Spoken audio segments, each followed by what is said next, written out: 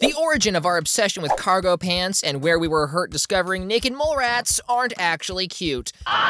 Kim Possible was created by Bob Shuley and Mark McCorkle, who you probably know as the guys who were screenwriters for Sky High and All Hail King Julian? I mean, I knew about Penguins of Madagascar, but I've never heard of Julian getting his own show. How am I gonna ask him to Friday's dance? With us? Us? Well, we always go together. Yeah, but that's as, friends. Dang, first episode and Ron gets friend-zoned. For a week. Ugh, 7 days, 8 cats. 1 litter box. That's literally just animal abuse, guys. So we have a 16-year-old and her dork friend that somehow runs a business website, but not really, where she works as an independent super spy. Does she get paid? I don't know. I don't think so. Does Wade or Ron get paid? I also don't think so. How did she start this career? You don't know that. We're just jumping into it and you're figuring it out. You have Kim Possible, the competent go-getter that actually does everything, and Ron Stoppable, the comedy relief foil that is there, doing dangerous missions when he's clearly not qualified. Okay, I feel like this is evidence enough that Kim actually does have, feelings for Ron, because how else would you justify having a lovable goofball join you on international missions that he regularly stumbles through? That's true love right there. Naked Mole Rat TV is on the air. It's Kim Possible's dopey sidekick. Ah yes, Draken, the guy who drinks too much mercury. And Shigo. Before I understood my sexuality, when I was a kid, I knew she could peg me. You think to thwart my plan? All I know is every time you stop to blab about your big plan, she wins. Oh, right. There you go. That's all you needed to be groundbreaking back in 2002. 2 employees were rescued by... Hey, Kim Possible. Nice work, honey. The parents know that she's going on dangerous missions? What? It's not a secret? We're breaking every major trope. How are we supposed to recycle the same tired superhero plot lines if we're breaking all these tropes? What is this, a deconstruction of the genre? I actually love how they show that Kim is clearly popular while Ron is clearly not. And Kim is struggling with the fear of rejection to maintain her social standing, all the while Ron is taking every shot he possibly can because he has nowhere to go but up. And for some reason, everyone is rejecting him, even though someone with that level of confidence is a major catch. How many of you would go out with Ron? Everybody? That's what I thought. Don't mind me. I just want to watch. I mean, I'd prefer if you participate, but if that's what you're into, then who am I to judge? Also, did you know they've never actually revealed the true age of Shigo? Part of what made this show so successful is how it balances comedy and action so well. It knows, first and foremost, that it needs to be funny, and the action is tacked on top probably because the team behind it just thought it'd be really cool. Why did she have to be a cheerleader? You know what they're doing here? They're trying to inspire kids to take extracurricular activities and grow as people. They're tying it into our real world to help kids connect with the characters. Like how we all wanted to try parkour when we started playing Assassin's Creed. When facing against Gil in the second episode, I'm starting to understand why Ron is maybe actually helpful on missions. Like, he set up an escape tunnel. He had a secret stash of snacks. He remembered pretty much every possible danger even after several years. Maybe he's just really good at prep work. I love how they established Ron is actually capable when he's really needed. He's just cursed with being the comedy relief. This cannot be safe. Wade? A pilotless drone chopper is awesome. The military uses it for missions too risky for human beings. Little do they know how ahead of the curve they are with this, either with Waymo cars driving us around, or how warfare is now all drones. Either way, I'm uncomfortable. I didn't realize how early we introduced these guys. Senor, Senior, Senior, and Senor, Senior, Junior, and we both know that the writers hated writing their names over and over again in the script. Wandissimo looking at. Is that a guy could take over the world from a place like this? Piranha. Piranha? To eat the good guys. Come on! I have so much money and free time, I could use a hobby. So this dude became a villain just because he was bored? Does every old rich guy just decide to be evil? Because that would honestly make sense given how every old rich guy we know of is evil in real life. Where were you last night? I paged and... Whoa! Yeah, ignoring that. I paged in. Were high schoolers even paging each other during this time? I had no idea what this meant when I first watched this. In the intro song, she always says, "Call me, beep me, if you want to reach me." Obviously, she's like talking about a pager. I was paged last night. Oh man, still rocking the pager. like her communicator, but beep me, I think that's communicate, like a pager. But since I had no idea what a pager was, I always thought she was saying, "Call me, beat me, if you want to reach me." Like beat me to the location, like a race, if you want to talk to me, because like she's always on the move. I'm sure a lot of you probably didn't know what she was saying for a long time, especially that one like apparently wasn't very clear to us. Just like how it took an embarrassingly long time for some of us to learn that what's the sitch is just short for what's the situation. And a lot of people back in high school couldn't figure that out. They were also not the brightest of people, but like they couldn't figure it out. Brute forcing like lingo into a kid show very often doesn't work because none of that like ever stuck. Not like the lingo from like Cyberpunk 2077. That stuff, I feel like they got like a linguist to do that because I still use like preem. Like whenever we're like trying to find good parking and I forget like a really good spot, I always go like, primo parking. And I unironically use that too. I haven't quite adopted chumba yet, or my chum. I have at times said, hey, let's delta, but like it needs to make sense. What's the sitch had the most likely chance of becoming actually adopted lingo in our vernacular, but didn't stick. Step away from the console! Oh, step away from your bossy attitude. You think just because you're so nicely dressed... He's queer-coded, right? I know they never say that he's fruity, but I've met too many sassy gays that complain about everything just like he does. But no, he's just supposed to be spoiled. That is a diva, come on. Freeze frame. I don't know, someone on the team was going to stag parties, I'm telling you. It wasn't really the haircut that made me popular. What people saw was confidence. So I lose the haircut, keep the confidence, and I'm Chauncey. I know that would be correct, but this was before people realized nerds were actually fun and cool, and according to my partner, amazing in bed. Her words, not mine, just trust me. I've always been jealous of Kim Possible's house, and it turns out her parents are a brain surgeon and a rocket scientist, so I guess that does make sense why their house is so cool. What's unbelievable is how they have a healthy relationship with two incredibly stressful jobs. Does this mean Kim is a Nepo baby? Thank you. This is the lab of Professor Akari. Who is she? Who is she? You know who she is. You fought her literally on the first episode. No, they took my tick. I'm sorry. What? Usually you need surgery for that. On the disc was a digital blueprint for a cybergenetic tick that would be virtually identical. Oh, bugs. With a T, not a D. Yikes. And of course they made Shigo a main part of this episode. Gosh, I wonder why. Her name's Shigo. She's wanted in 11 countries. Make that 12. So were the first couple episodes just like pilot episodes that weren't supposed to be on TV? Also, Mr. Barkin's hair is a different color from literally 2 episodes ago. And surely you know of my work. I really don't know. Dr. Draken! Oh, okay, so we're restarting, I guess. Ignore the pilot episode. It just doesn't count, I guess. Nano. Tiny.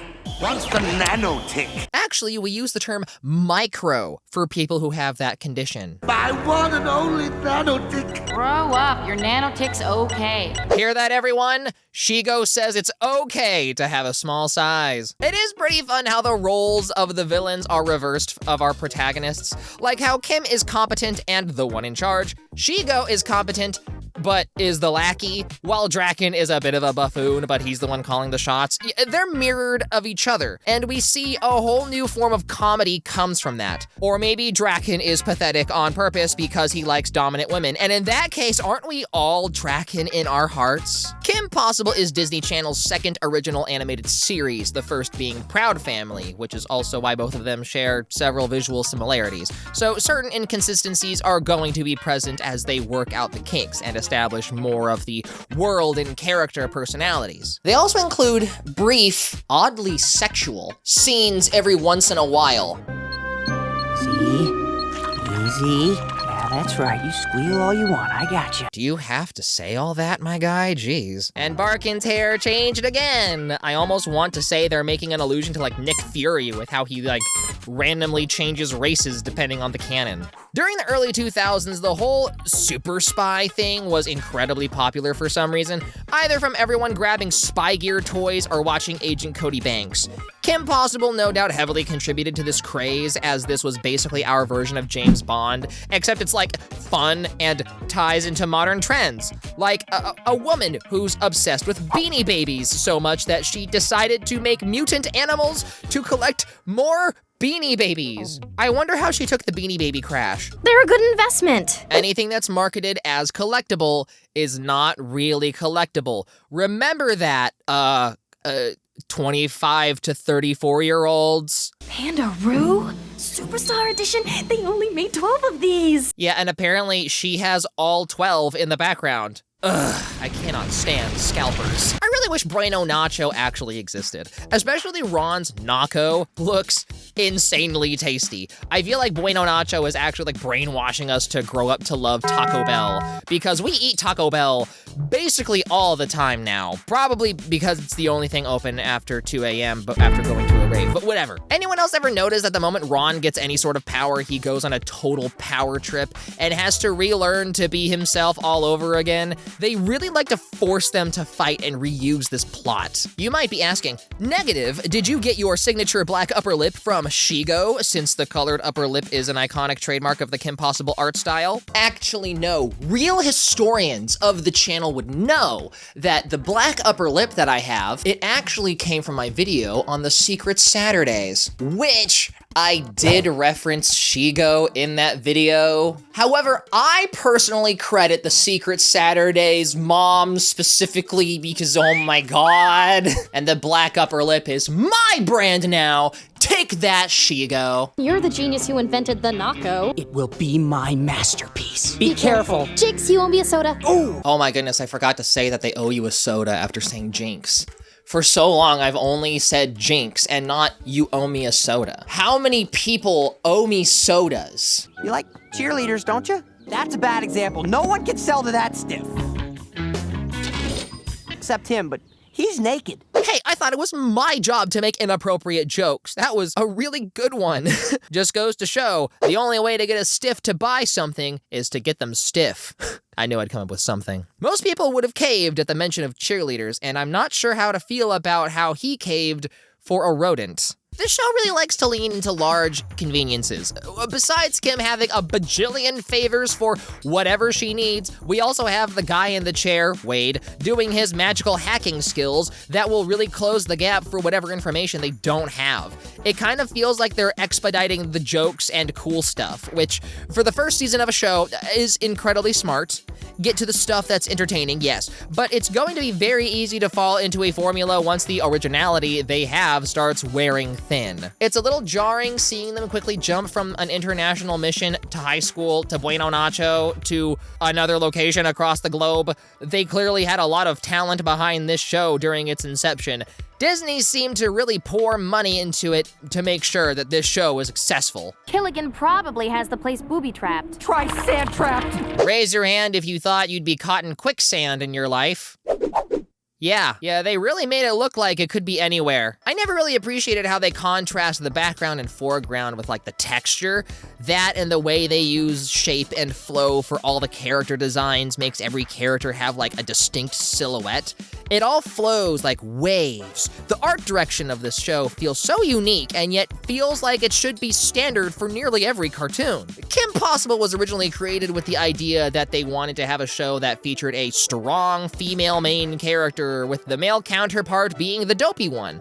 And apparently this was an incredibly easy show to develop after they grasped that initial concept. It does really give off Incredibles vibes with like the delivery right now. Disney wanted a show that put kids in extraordinary situations along with creating a show with cross-generational appeal, which is why they added Shigo. All I know, the truck's empty.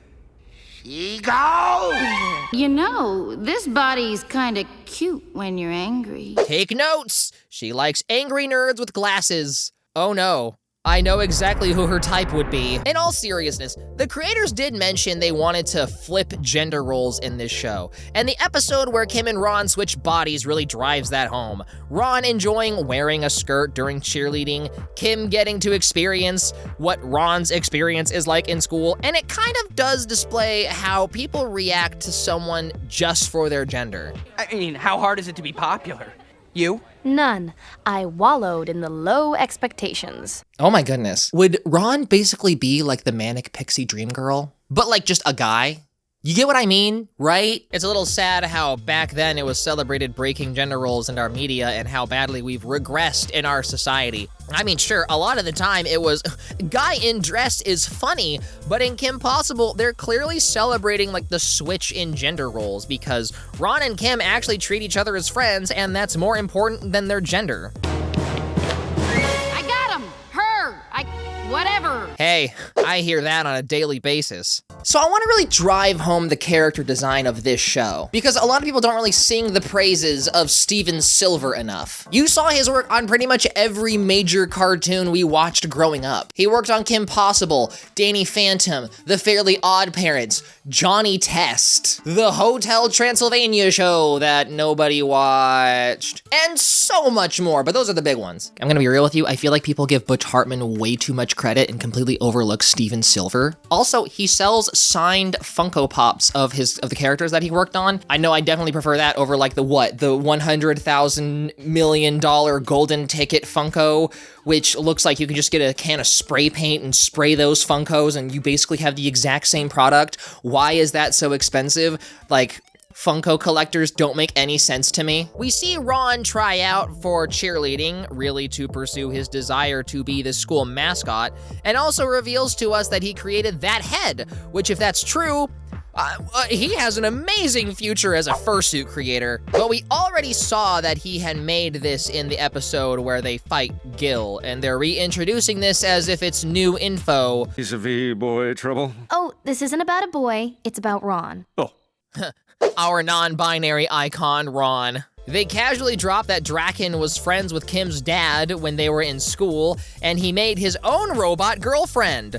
Our incel icon, Draken. Even in this episode, the primary conflict is Ron and Kim not getting along and breaking their friendship. Like, this is the only idea they have in season 1. I'm already sick of it, and we aren't even halfway through the season. We see Draken perfected his robot girlfriends, complete with vibrating functions. I'm sure I know what that's for. Not bad. Baby is perfect. Whoa! We cannot be doing that! Oh. Okay. Cool. Maybe close those fists next time, girls. Did you guys ever notice how the comedy relief has a pet comedy relief? And it is I, Dr. Draken. Drew Lipsky? Is that you? So did he choose the name Draken after he started drinking mercury? Well, he didn't used to be blue, I can tell you that much. Scorned by my so-called friends. I have hung around enough dorks for long enough to know that if one of them decided to make functioning robot girlfriends, let's word it like that, you know they would all team up to develop these robot girls. I mean, they want to make them as functional as possible. And you know what? We still don't have functioning robot girlfriends. We have fake AI ones, which, really? Did he say he dropped out of college? Ron officially becomes the mascot, which for some reason they're shocked that the crowd likes him. How? The crowd has always loved furry mascots. I would now like to introduce to you the way I'm going to start off every single one of my videos from this point on. What's up, homie Holmes? I'm your main dude, brother man and such. I kind of feel bad for Junior. He's clearly not really cut out for being a villain and is just doing what his dad wants. He's clearly a sweetie that just wants his dad's approval, but he's also pathetic, just needs to be adopted by an extrovert at a stag party. Look at this cutie, he just wants to be an entrepreneur that parties. He wants to start the stag parties. We will party all night long, and I will overcharge for beverages. I take it back.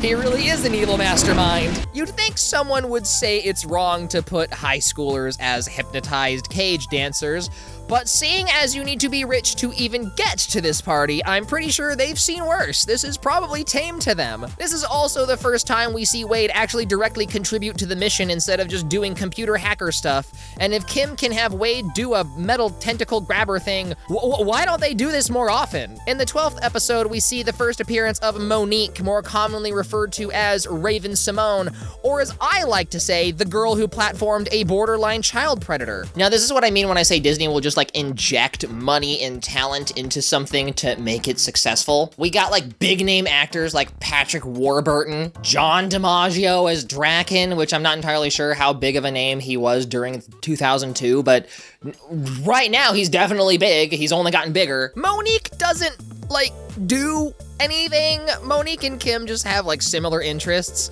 Like they're just legitimate friends. Obviously Ron feels threatened because without Kim, he's literally nothing, except he's not, but we don't know that yet. Also, if Kim doesn't want to go to some wrestling match, why doesn't Ron invite Wade? Is Wade literally just always in his room? Could I have an autograph? Could you make it, to Ron?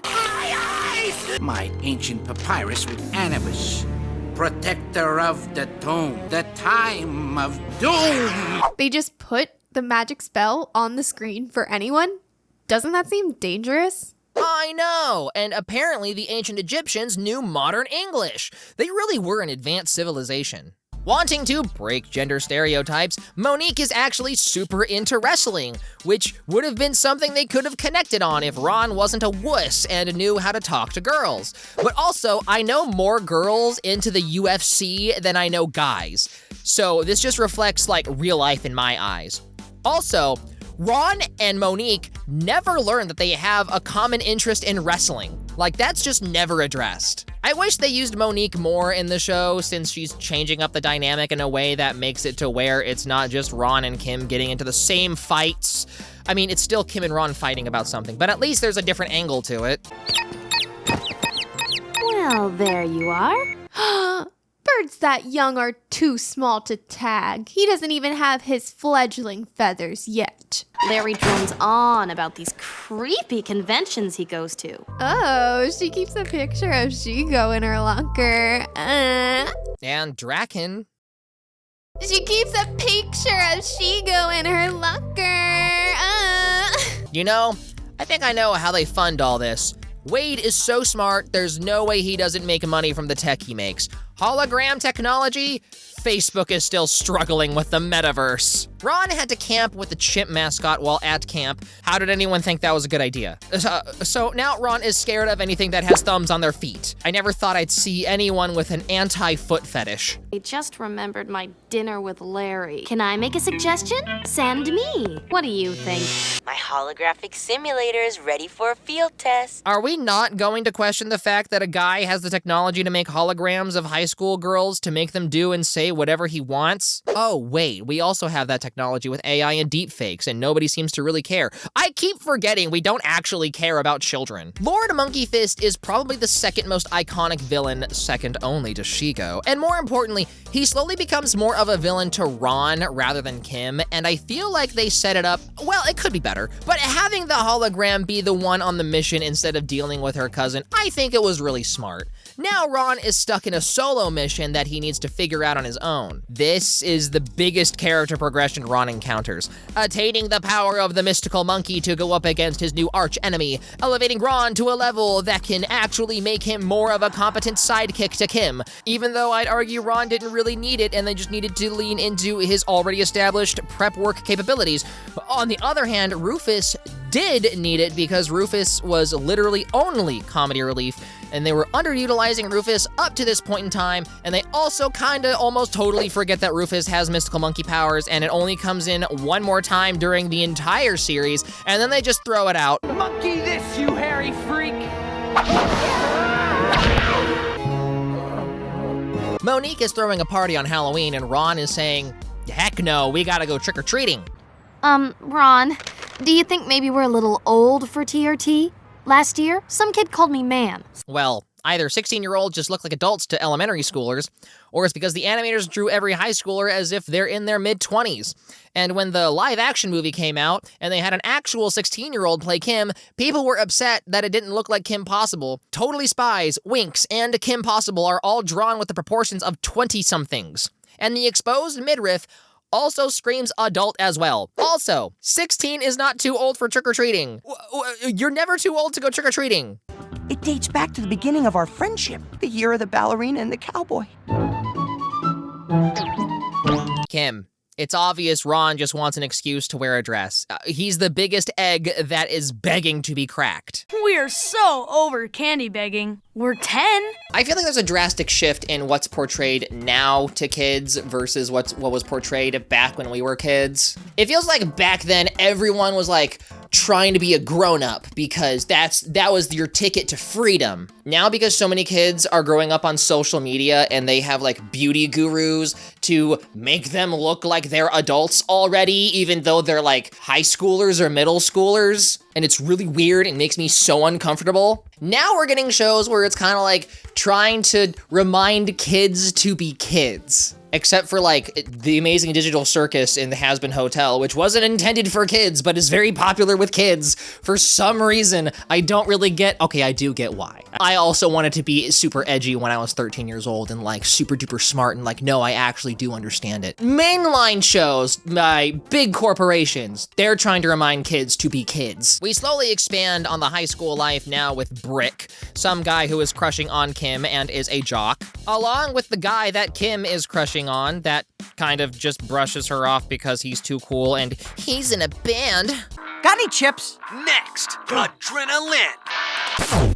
Do you have any idea how expensive one of those TVs would be in 2002? Oh my goodness, Kim is loaded. Ron is repeatedly just a really bad friend to Kim. For some reason, they regularly just have Ron do totally jerkwad things and be the source of most every major conflict between Kim and Ron, even going so far as to spread rumors in the tabloids to progress his own career.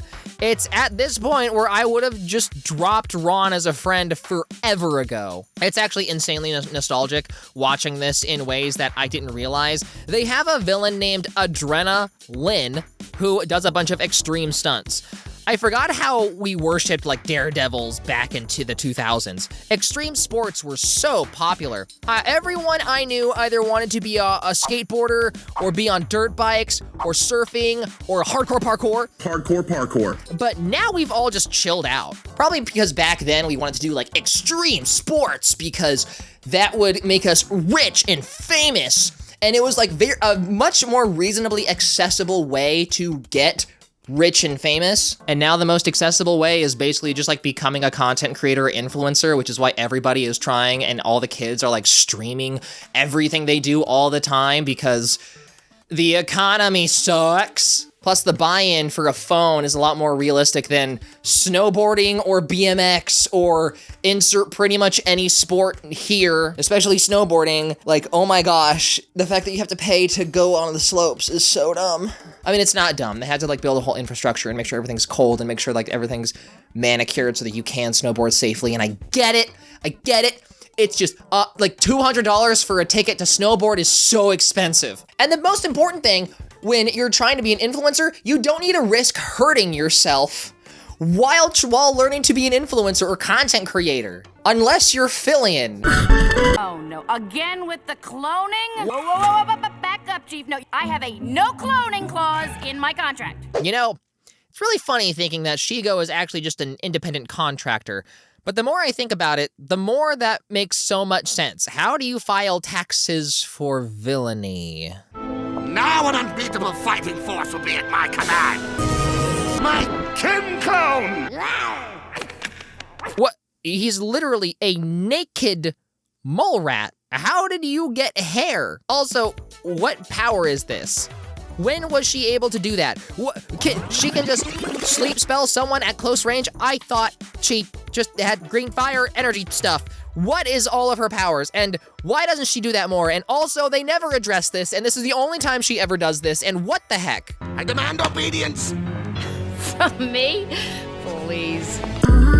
They start to really figure out how to properly incorporate the other aspects of her life into her super spy story. We had an episode mixing her high school life, and now we're seeing them mix her home life with her having to babysit her brothers while still somehow managing to do international mission stuff. They said I was mad, but dodgeball, isn't that fascinating? Hold on, I saw that. Rewind.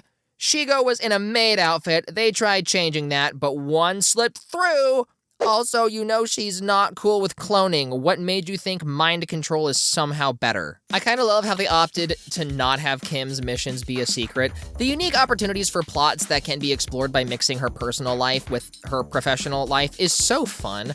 And the whole thing of, oh no, I need to keep this a secret, can really get annoying after a while. Oh, and they just put her back into the outfit later in the episode. Why would they change it earlier? There had to be an accident along the chain of communication. And her mittens aren't pink anymore. What? Now they are. You know what? Forget about it. The twins show that they're actually helpful in helping Kim when she's mind controlled. Their character was just annoying younger brothers, as it should be. But now we get to grow their characters just a little bit so that they don't become so one note. Senor Senior got his club membership revoked because a high schooler keeps beating him. And also, why are all the waiters young boys? What sort of club is this? What did the creators of the show know? This billionaires club takes place on an island. In the second appearance of Monkey Fist, Ron and Kim go to visit Kim's dad at work, and Frederick the monkey astronaut decides he's super friends with Ron for absolutely no reason other than vibes.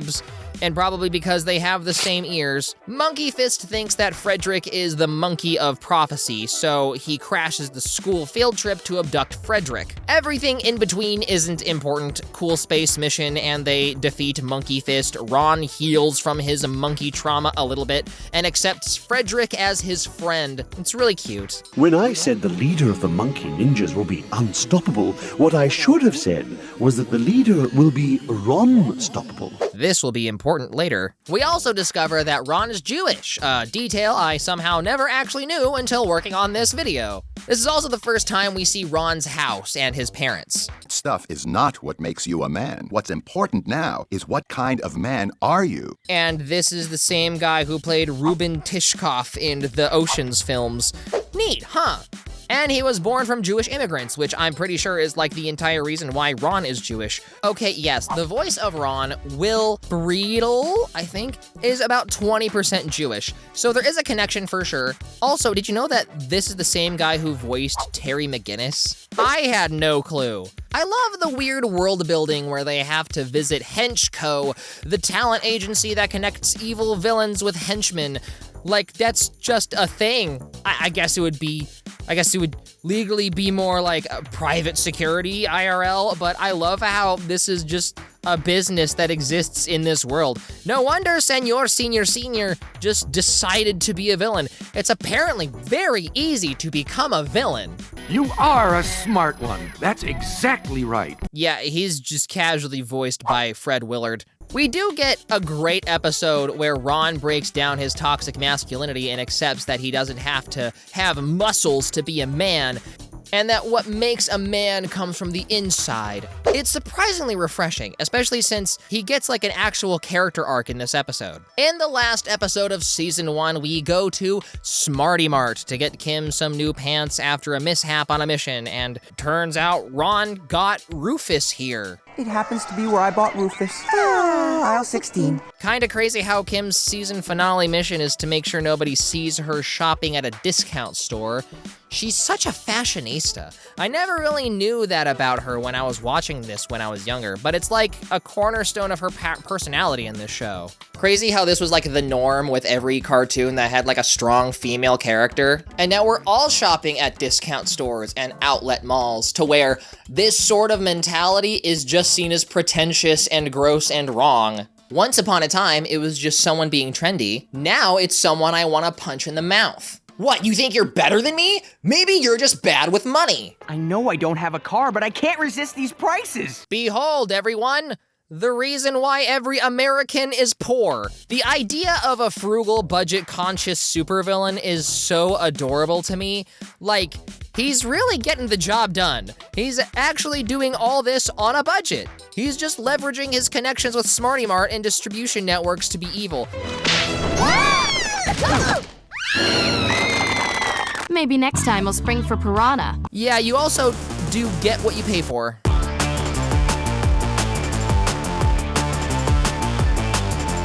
Big change this season, the high school lockers are taller now. They have to look up to talk to Wade. I know, exciting stuff. I know what you subscribed for. Draken uses a device that makes him, like, super smart, and Rufus was in there, so actually Rufus got all the smartitude to his attitude. Assignment demonstrates a comprehension of not only algebra, but also advanced calculus, which means it was clearly completed by someone else. No other person did this assignment for me. I can't believe Ron doesn't think animals are people too. Caught in 4K. Well, actually, it's 1080p because Kim Possible is one of the few shows that was made entirely HD from the get-go. During this time, it was common for shows to be made in 4:3 aspect ratio. That's wild. A plot where Ron gets some undeserved charisma and popularity? I've never seen this before. How original. Okay, I do love how Ron is more panicking because he just can't fake it like in the other plots, so there is a bit more of a unique spin to it. Ron gets kidnapped after Draken realizes he's not smart. I don't understand how Draken can both be so dumb and yet smart enough to make laser robot knights. Unless he bought these like he bought his henchmen.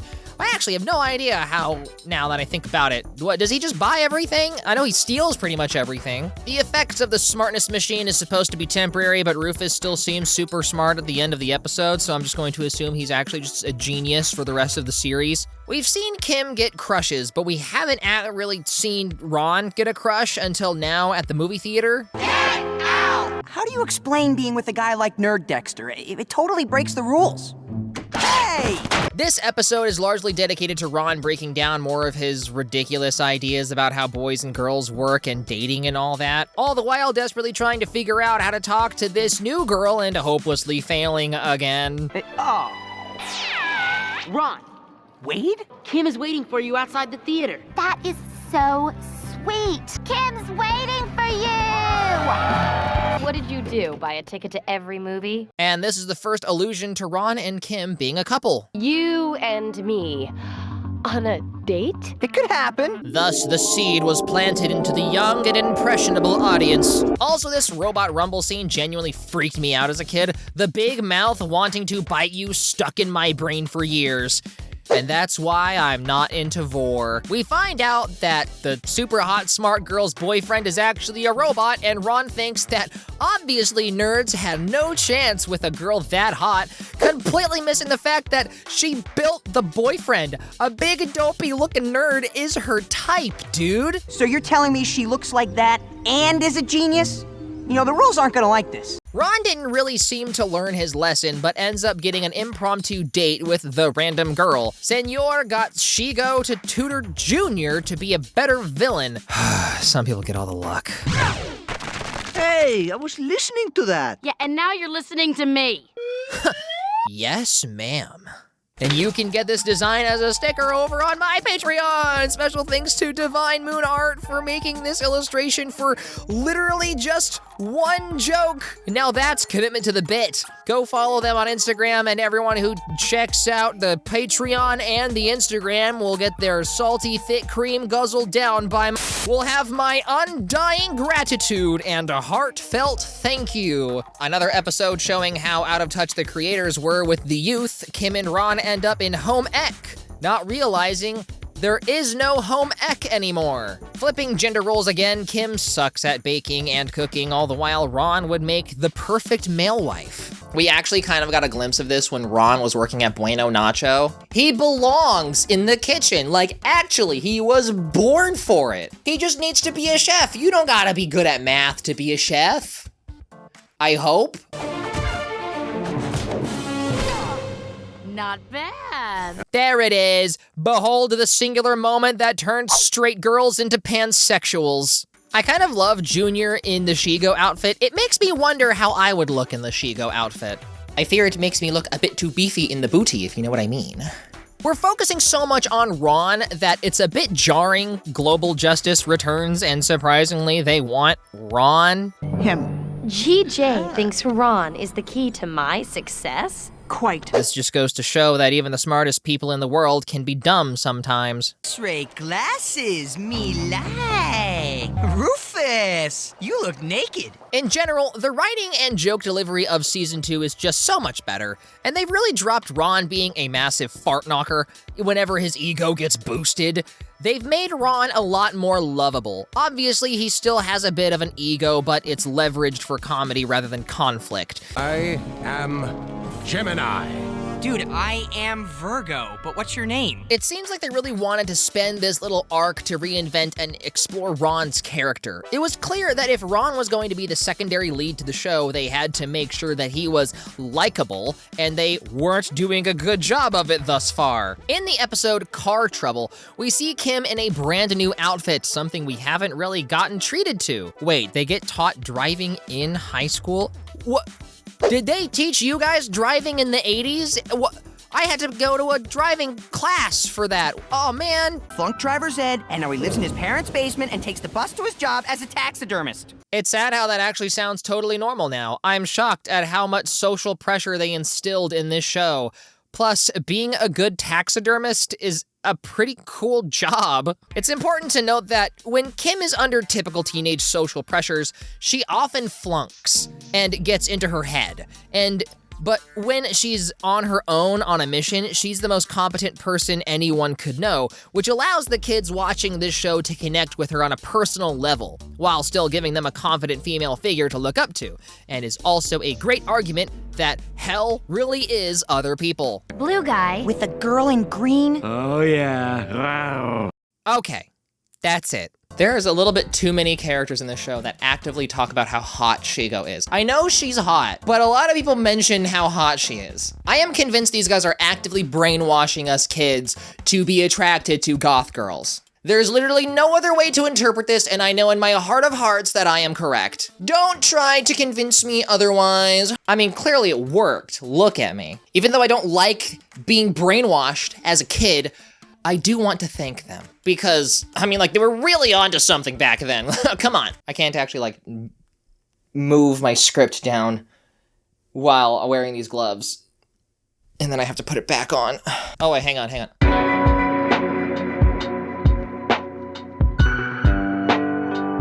You enjoyed that? There you go. It's all for you. We interrupt this program to bring you... Are you ready to get informed about the naked mole rat? Plot twist, it's not a rat or a mole, but it is a rodent. Scientific name is Heterocephalus glaber. You can put that up behind me so that everyone knows how bad that word is. It's not threatened, so don't worry. It is in its own taxonomic family, meaning that it separated at some point from like rats, mice, other rodents. But it is a rodent, keep that in mind. But it's not a rat or a mole, but it is naked.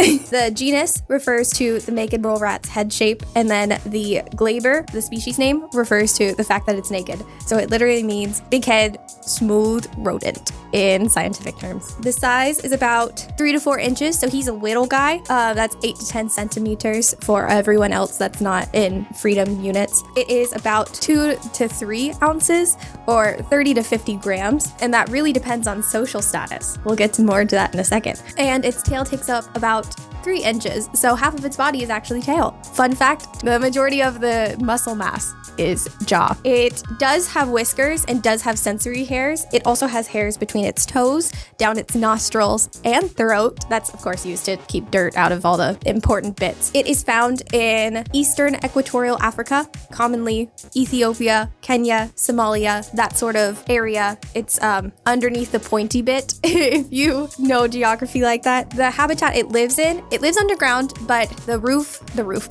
habitat above ground is irregular in rain, so it's very hot and dry. And it has, hello, the student professor is here. Do you have anything to add? Thank you. That was very good. Basically, it has really, really long dry periods and then intense short rainfall, meaning that the dirt that it lives in is very dry, and it really spends most of its time underground. There's only like little mounds of dirt that are created above it. That's really the only evidence that you can see that there's mole rats in there. Mishi, stop. What are you pointing to? There's no graphics on the screen yet. No, I'm kidding. It's in a eusocial structure. Eusocial means one queen on top of workers, or workers are underneath one central queen. Think ants, bees, termites. These are one of 2 mammals to do this. In particular, this society is one queen and one breeding male. Unless it's been in captivity, then it's like multiple breeding males. It lives in these tunnels, societies. It lives in chambers. Each paper that you see will describe it as a football-shaped or football-sized container. I'm assuming that means soccer, a soccer ball. A soccer ball-sized chamber connected by tunnels, and only some of the tunnels are permanent, but most of them are excavated. These guys are strict herbivores, so they're primary consumers, meaning that they forage. They're foraging little guys, and they don't need to drink water, fun fact, because they're a desert animal. They get all their water they need through food. Each chamber, each little area has a different use. So they have one that is exclusively their bathroom, and one that's exclusively their bedroom, and one that's exclusively the pantry. The tunnels are not necessarily permanent, but each of the chambers are designated for a purpose. They also, each of them have their own job in their society. So one will be like the forager, one will be the tunnel maker, one will be caretakers for pups, one obviously will be the queen. This is why it's a good super spy. This is why it's freaky deaky. This is probably why Kim was like, yeah, Rufus can come along. They are immune to most cancers, and they have anti-aging properties in their skin. These guys are some of the oldest living rodents that we have. You know, little guys tend to live a short amount of time. Mice, I was gonna say rice. Mice usually live like 2 to 3 years, same with rats. These guys can live up to 33 years. Oh my god. And something in their body regenerates them. Oh, they have multiple regenerative paths and have more chromosomes than usual, I believe. I didn't write this part down. I'm very sorry, guys. You can get a lot more information from Just the Zoo of Us podcast, but I got my information from the Smithsonian Library, San Diego Library, and the Laboratory Rabbit, a book about veterinarian facts about rodents. These guys have a lot more chromosomes and have a lot more paths to regenerate themselves, so they develop cancer less often because cancer is more often stopped before it becomes a threat to their lives. Same with aging. Aging doesn't really affect them as much as it does because of those properties, those regenerative paths that they have. So he gonna live a long time. Because they live underground, their environment has about like at most 9% oxygen. You better pop in our atmosphere and our amount of oxygen because I don't know that off the top of my head. All I know is that is really low for the mole. All naked mole rats have developed fructose-based breathing to where they can get energy from fructose and sugars. It is not a good way to get energy, but it is mostly done when they're sleeping and allows them to stay alive with very little oxygen. Another thing that they are really good at is they can't feel a lot of pain in their environment. There are a lot of poisonous ants, poisonous snakes, those things. Researchers have found is that they cannot feel the chemicals that react with their body. This was tested with capsaicin specifically, which is really funny because he is seen eating hot sauce and stuff in the show, so he literally cannot feel the spiciness of it. They have evolved to not feel the pain that they will be attacked by ants and things, and that's why he's a good spy. I hope you guys learned something about animals, and I feel very awkward in front of the camera, but if you want me to do this again, like and subscribe and comment more positive legend content, please and thank you. Once Canada flees my stormy grip, call the map man. So, does being goth include filing your gloves as well? Is that like a rule? 'Cause I haven't been doing that this whole time. You know what might take your mind off things? A good game of strategories! Okay, you know what drives me crazy? On the Disney fan wiki for this episode, they specifically cite that this is a ploy on Monopoly. Are we just forgetting about categories? The beginning of this season leans very heavy into Draken and Chico. The first season, there was basically a new villain of a week. but it seems like Disney executives wanted them to make more episodes with the iconic villains because they know it's better for selling toys and brainwashing children into liking goth girls. This goes all the way to the top, I swear. Apparently greatness runs in their family. Kim's Nana trained with Shaolin monks, so we know where Kim gets her talent. It's like some Assassin's Creed genetics stuff. Let me know if you want me to cover Shaolin Showdown. I've completely forgotten what happens in that show, and I need a refresher. We actually continue Ron's newfound relationship. Her name is Zeta, and we're just going to assume his date went well, and he has a girlfriend now, and her friends are fantasy nerds who are obsessed with MMORPGs. The grief are out to ruin everybody's game. In the episode Virtue Ron, we get a whole new art style to represent them being in a video game as Ron tries to impress his maybe possibly girlfriend. And I always like it when they have episodes like this. A nice little visual treat for the fans. It almost looked like Gendy Tartakovsky's style, but it's not. I checked. I just want to point out to Sword Art Online fans that Kim Possible did it first. Just saying, your franchise may be significantly more popular. I'm taking hipster credit here. A way to plug the 5 senses directly into the game world. An immersion cap. Slip it on and you're in Everlot. Once again, Ron finds himself caught up with a strong and capable girl. I think he has a type that he's not aware of. And also, better than Asuna. Yes, I am trying to make weebs angry. Like, seriously, Asuna is your waifu? Do better, dude. We kind of give Rufus a lot of moments in this season as well. He's still just the cute animal that helps sell merchandise, so he's not really given any further character. But it is nice seeing them give Rufus some focus since he really needed it. They're doing a much better job varying everyone's roles in this show. I'm seeing anterior tablature. Kimmy.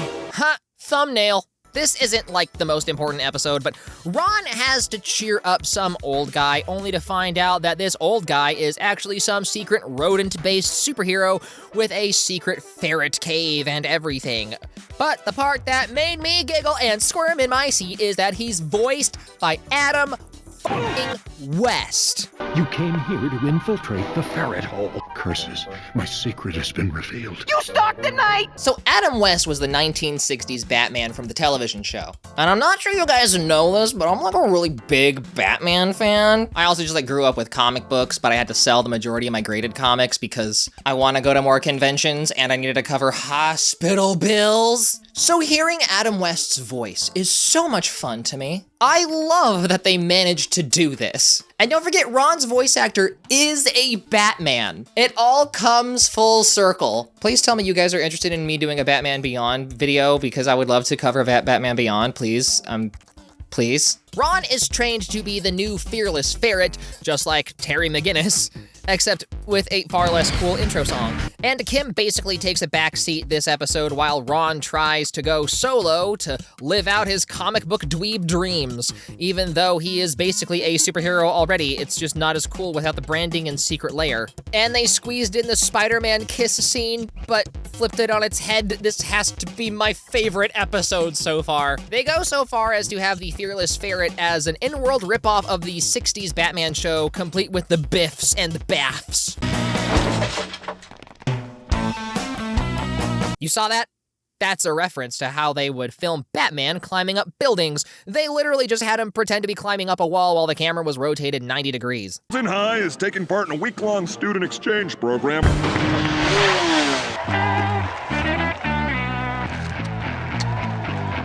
Behold, the scene that made every straight guy into a pansexual.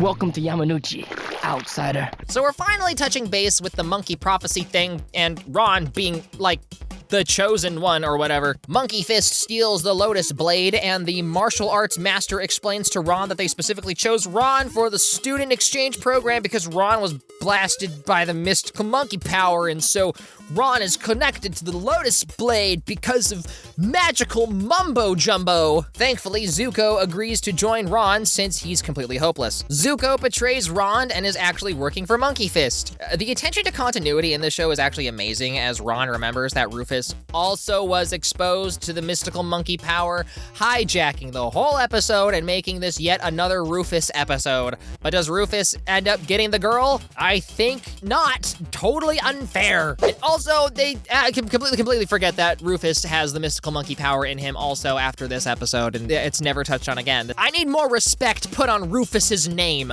Lotus Blade gets lost down a bottomless chasm. Crap. Without the Lotus Blade, you are nothing.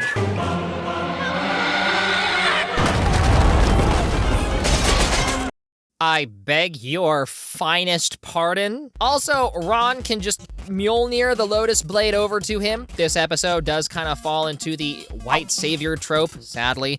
It's not as offensive since it's Ron, but it still counts. I mean, maybe it's more offensive since it's Ron. They also, shot for shot, reference Mulan when Ron resolves himself to go save Yori. I mean, I guess they get a pass. Shigo!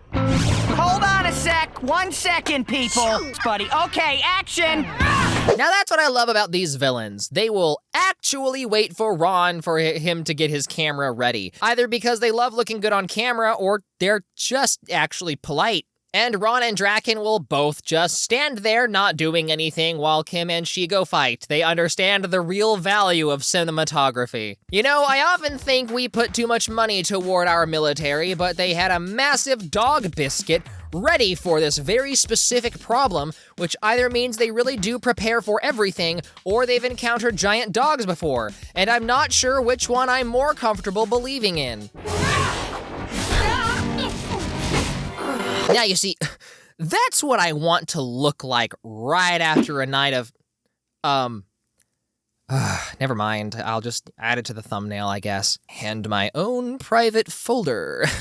Now, I feel like this is a great time to completely ruin that joke by saying, Shigo is not goth. We need to have, like, an actual conversation about, like, how we talk about goth people. Especially since so many people, like, argue, like, oh, black lipstick, eyeshadow, they're goth. And like, no. But that's a lot of people's understanding of what goth is. And don't get me wrong, I would love it if a girl in dark makeup stepped on me. But we have really watered down the meaning of goth. And it has turned into a brain rot, ludified version of what it was. People don't think about how it was like a political, anti-cultural movement. And the women on Instagram calling themselves goth in order to garner male attention so that they can lead people to a certain website where they can sell pictures to them, is also hurting the goth name. But also, I do think that these women should be getting their bag. So like, I'm not saying you have to stop. I just want to touch base with you guys and say that I'm gonna keep making the jokes. However, let's get an understanding going that she's not goth and we need to do better about how we talk to goth people and how we treat the goth movement. Cause like, it doesn't just like, stop online. It's not just like a fashion thing. It is partially fashion because the fashion was supposed to make people uncomfortable, which was part of the counterculture. And I do actually support goth bands and go to local shows and like support the scene. So I really need everyone to like understand that like, I kind of know what I'm talking about. You know what's something that isn't talked about enough? Ever since everything went to streaming, we've lost the art of creating episodes for specific seasons. We have episodes for specific holidays. We still get like some Halloween or Christmas episodes every once in a while, but TV shows would often make sure to make episodes for specific seasons, for reruns during that time of year. And because we don't have that visual of segmenting our year into seasons, it feels like every year is kind of a blur. Like, do you feel like everything just blends together? That wasn't the case back when we were kids because our media would reflect the season. Our clothes would reflect the season. Now it's tailor-made to whatever you want. And that's the big reason why we've lost our sense of community. None of us are even on the same page of the season or holidays anymore. All right, let's do it. Impossible save my tub from sinking. There was a fella with her busting my radio. What was his name? Ron something. Sadly, Mr. Something didn't work out. We had to let him go. So I'll see ya. They start getting really creative with the bits they established. The setup for this show is amazing. Ron decides his Christmas gift for Kim is going to be doing a solo mission so she can enjoy the holidays with her family. But Draken also is alone since Shigo decided she's on holiday, so Ron kind of actually has a chance. Ron's getting a lot of solo missions this season, goodness. So we basically go get a very non-Christmassy episode of two doofuses trying to out-doofus each other. They end up creating a self-destruct and ruining everything, so it stops being a Ron solo mission and ends up being a team-up between Ron and Draken. Kim Possible? Thanks. Merry Christmas. Would be if I didn't have to work. Oh, this isn't actually funny anymore. This just hurts. Wade informs Kim that Ron totally messed up and is gonna need help. And this is how I found out I've been spelling Draken wrong my whole life. Kim travels around the world hunting down every escape pod that may have Ron in it. And are we not going to talk about how she's somehow going around the world in a single night? Kind of like, I don't know, a certain jolly character I remember seeing in that one Tim Burton film. What was his name? Kim ends up getting her Christmas with her family by all of her family teaming up to help out, except for her grandma, who canonically knows Shaolin Kung Fu and is probably the most capable person for this job. Why would they not have her? And embrace your fellow man. All across this wonderful land! You're a fan of Snowman Hank? They canceled it. No! If we survive, the memory of Snowman Hank will survive. So get this, we actually get a Christmas special that successfully delivers a story about spending time with your family and making amends with those you hate, practicing love and acceptance.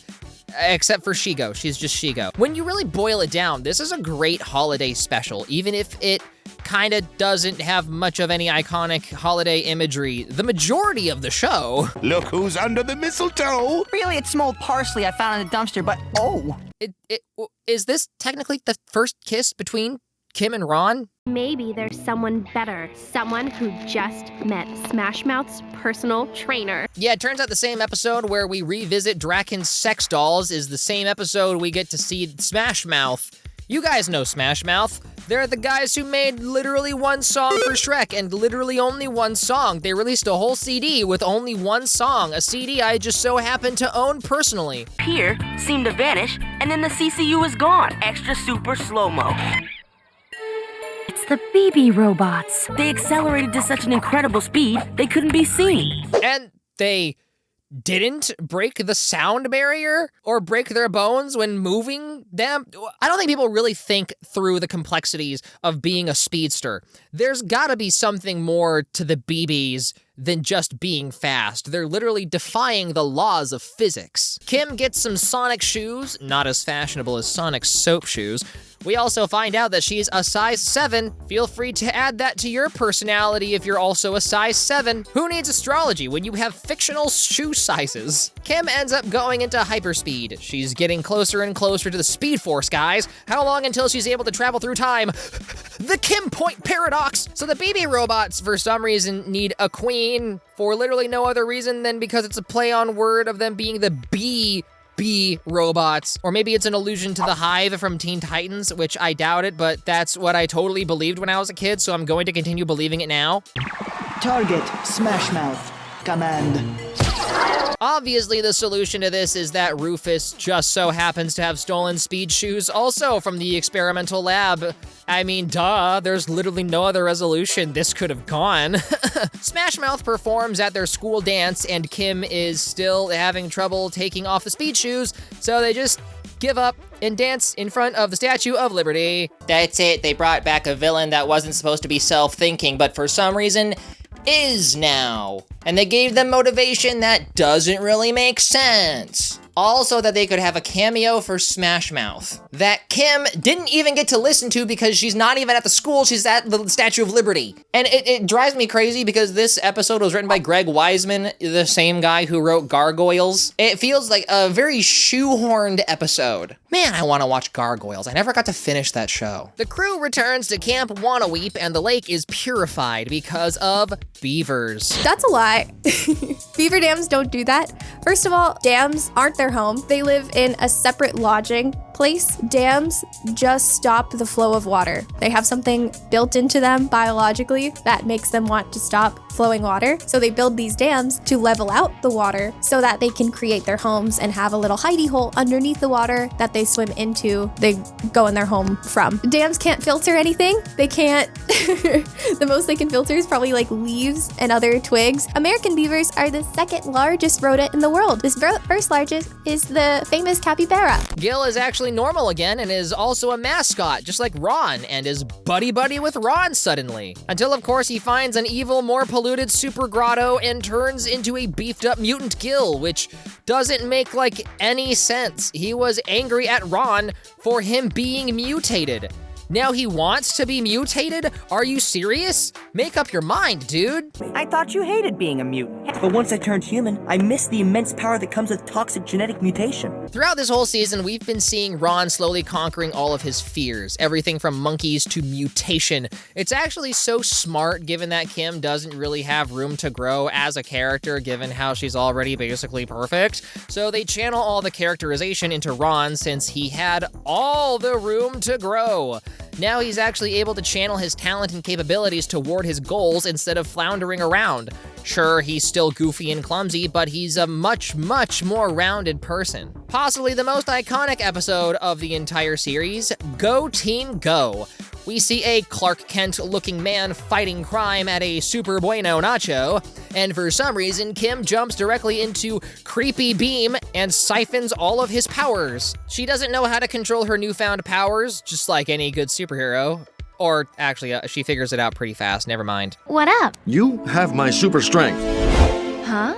Okay, now I know this is alluding to Teen Titans. I mean, come on. Teen Titans Go, the Go team, come on. I am Higo. Backstory time. Shigo is Higo's sister, and Shigo just decided to be evil because, again, it's very easy to be a villain in this world. They got their powers from a magically rainbow-colored meteor. Probably became during Pride Month. That's how every gay person gets their gay powers, just in case you straights didn't know that. I mean, common knowledge here. The villain in this episode is actually kind of more of a villain than any other villain. He just sends a video of him gently torturing kids. Kim breaks into Draken's very not secret lair, and they have a whole family reunion as they hope to enlist Shigo to save the twins. What are we doing here? We needed to meet someplace Aviarius doesn't know about to make our plan. You've got a giant view screen that your archfoe can appear on whenever he wants. Think? That he could use that technology to spy on us while we were planning our heroic efforts. Blast! So wait, Aviarius didn't hack into their system? He just has their number? It's outside of Go City. Convenient. I found that a long-distance relationship with a foe never works. They just... So he is gay. He actually did get hit with the gay meteor. He used to date Aviarius. So Ron and Draken had their team-up episode. Now we finally get a Shigo-Kim team-up episode. Ron distracts Aviarius, they get the scepter out of his hand, and then Shigo decides she's just going to keep everyone's powers, because of course she would. Oh, I don't believe it, but deep down, you are still a member of... I quit your stupid team years ago. I went to work for a guy who wants to take over the world. But deep down...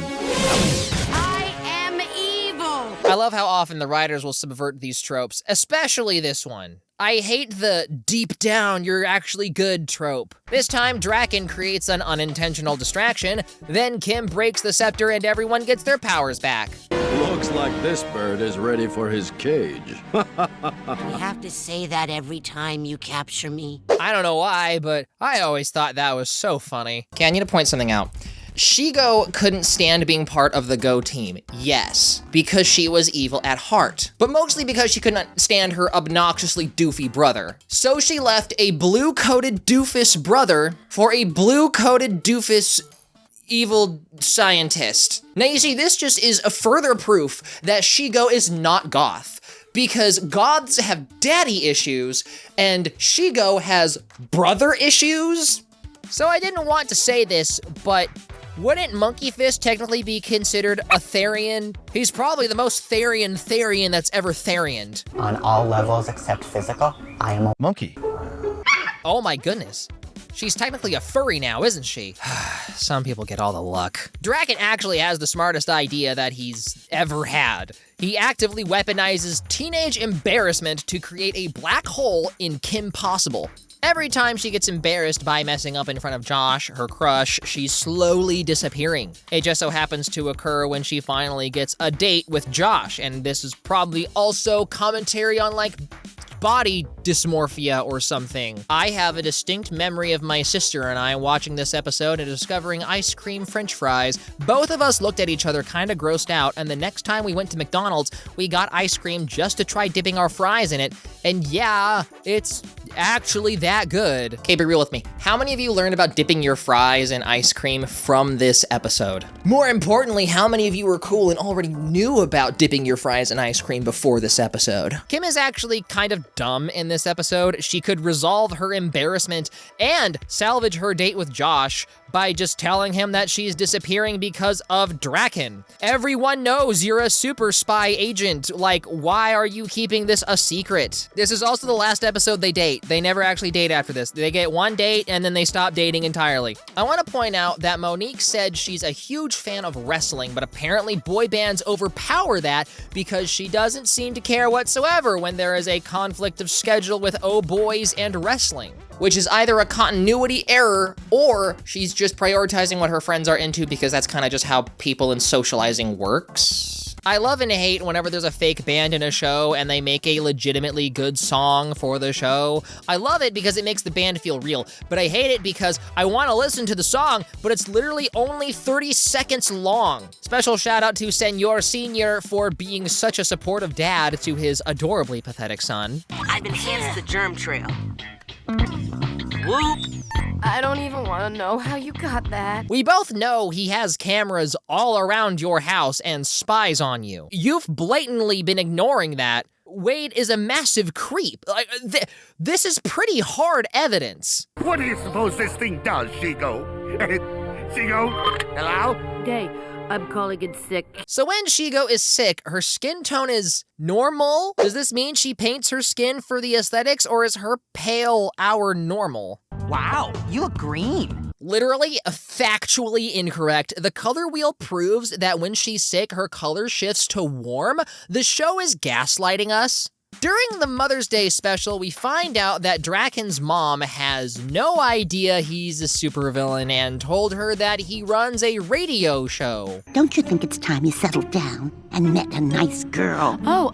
Actually, he tried once. But DNA me friend-zoned him because she has a thing for Monkey Fist. I hope we can still be friends.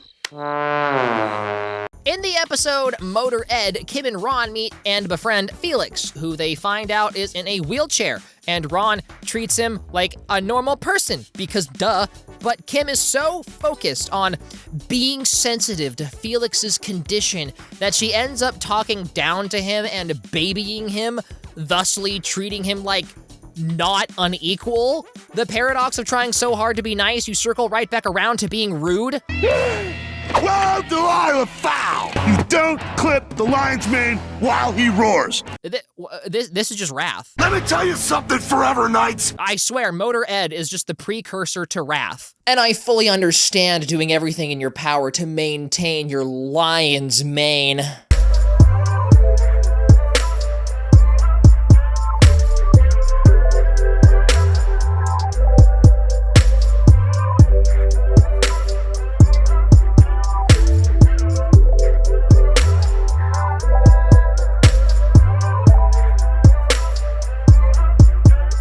Hey, check it out, Felix. I downloaded this map of Middleton High. All the ramp-accessible entrances and elevators are marked in red. Did we mention you're in a wheelchair? I feel like we haven't pointed that out. We're just being nice. We're the nice ones, wheelchair boy. I feel like this is such a smart episode. We were all so focused on being sensitive that we forgot to recognize that people with disabilities are also normal and should be treated as such.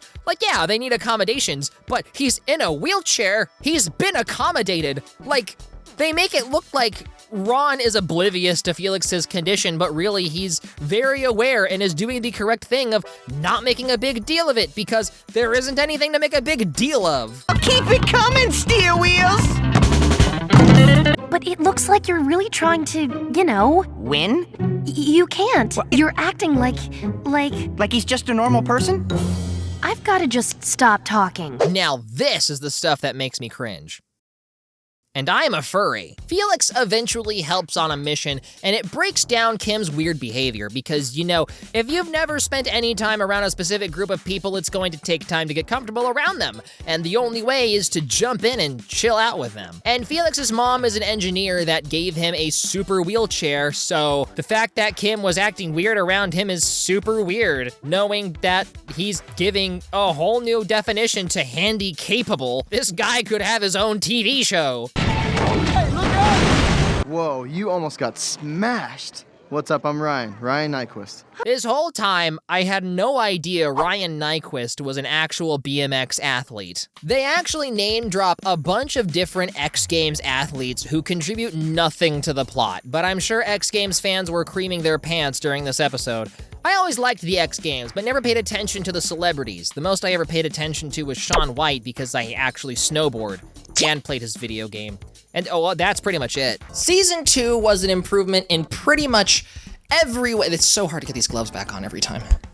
In pretty much every way. It expanded on every character outside of Kim. And even though the creators are picking and choosing when to use Kim's crush on Josh, and with that Ron's crush on that one girl, I forget her name, she seemed to just like completely disappear from the show entirely. They are usually really good at maintaining canon in this show, until it just casually forgets parts that it doesn't deem important, you know, whatever. You can really tell how popular this show was due to all the cameos that we are talking about right now. Cartoon Network, however, was always better at cameos. But negative, aren't you forgetting the very important 3-part special that happened in season 2? No, I'm just saving it for last.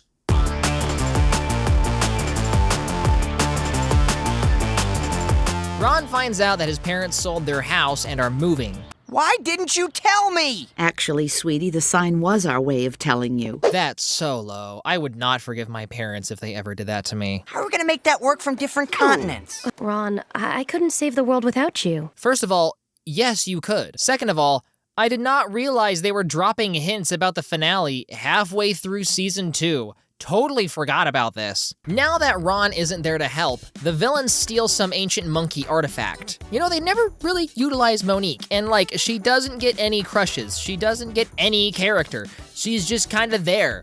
This is the first time we've seen her do anything substantial, and it's pretty much the only time. There's not even any episodes where she's a major factor to the plot.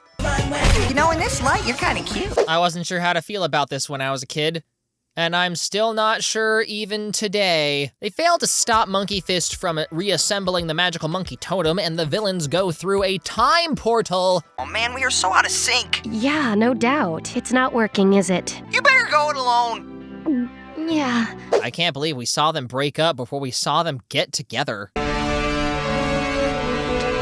I am Rufus 3000. I have come. Kim goes to the future to see the villains rule the world and then jumps back to the present. So Draken's plan is to go back and destroy Kim Possible's life, and in order to blend in, he turns all of them into toddlers.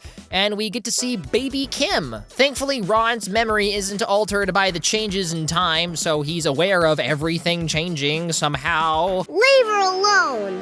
It's her turn. We have structure. We have rules. Get him! I have no idea how they thought this would be effective. And also, how is Kim able to do that? I thought she learned to kick butt through cheerleading. She's not a cheerleader yet. The villains give up immediately because they're pathetic, so they bounce out of there. Did that one kid have opposable toes? You're weird, but I like you.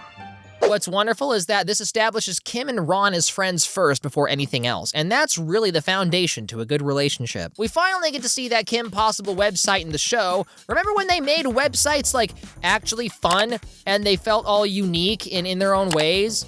Man, It's hard not to miss when literally everything was better online, and I say that with full confidence, certain that no one will correct me in the comments below. Kim's first mission was a billionaire guy obsessed with plushes, typing in, the wrong website for help.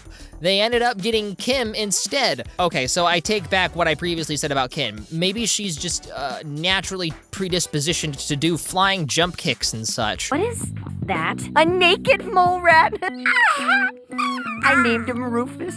A smashing success and amazing rescue using her crazy impressive cheerleader skills. And Ron was there too. Then Monkey Fist unleashes a stone gorilla to kill them. Would this be like a promotion in the world of being a super spy, and the villains just admit they're future villains, and then modern Kim shows up? Are we not scared about paradoxes? Do paradoxes not exist in this world? And then future Shigo shows up? Wow, her skincare is incredible. Rufus 3000 brings modern Ron. Also, nobody is really freaked out by the giant stone monkey for some reason. Previously established death lasers destroy Monkey Man. Everyone knows the real reason why this special is so beloved isn't seeing past Kim, but seeing Shigo finally get to be the supervillain. Later, losers. Impossible. The Supreme One has once again escaped into the time stream. I thought the Supreme One was Draken. Behold the face of evil, the face of the Supreme One. Gotta take a note. When we're in a scene, she prefers to be referred to as the Supreme One. Honestly, we should have assumed that Shigo was the real baddie, given that she did see the future and did see everyone was in Shigo's outfits. Maybe they could have put 2 and 2 together. I would like to present to you the best joke in Kim Possible. Where are you taking us? Isn't that the high school? Prepare to be drained of all individuality and spirit. Yep, high school.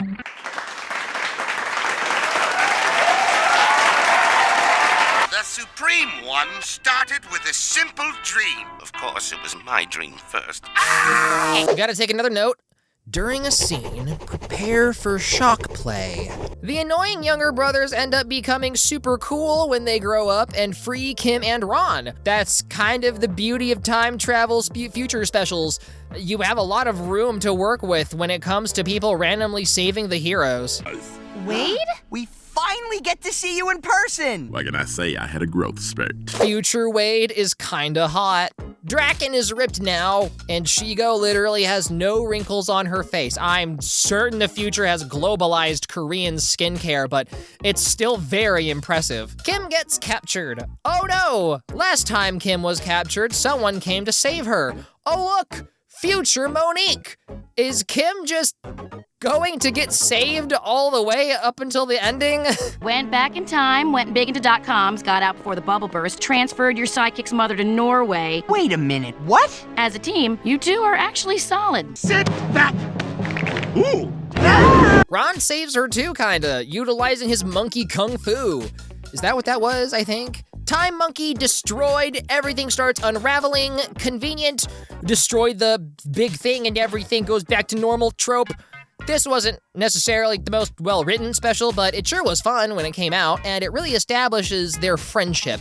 This was a very necessary special for their friendship. Ron never goes to Norway, and everything is A-okay. So did anyone else spend hours playing the Flash game tie-ins to this special? I actually hated playing this because I was so bad at it, but boy, oh boy, I still banged my head against the wall trying my hardest. Funny enough, for a special called A Stitch in Time, it had nothing to do with Lilo and Stitch, that of which they do have a crossover episode with, which happens after season 3, so we're gonna get to that. But what a weird name. I love how this also addresses everyone's criticism that, like, Shigo very clearly should be the leader, and she could actually get stuff done, because Draken is just like bad at his job. I think we should get a reboot of Kim Possible where Shigo is the main antagonist. Who's with me? Huzzah, everyone! Bump the show up to PG-13 and let's get some real action. We all know Disney would never let that happen. This is still, I think, my favorite special. It's not quite as fun as I remember it being, but it's still pretty good.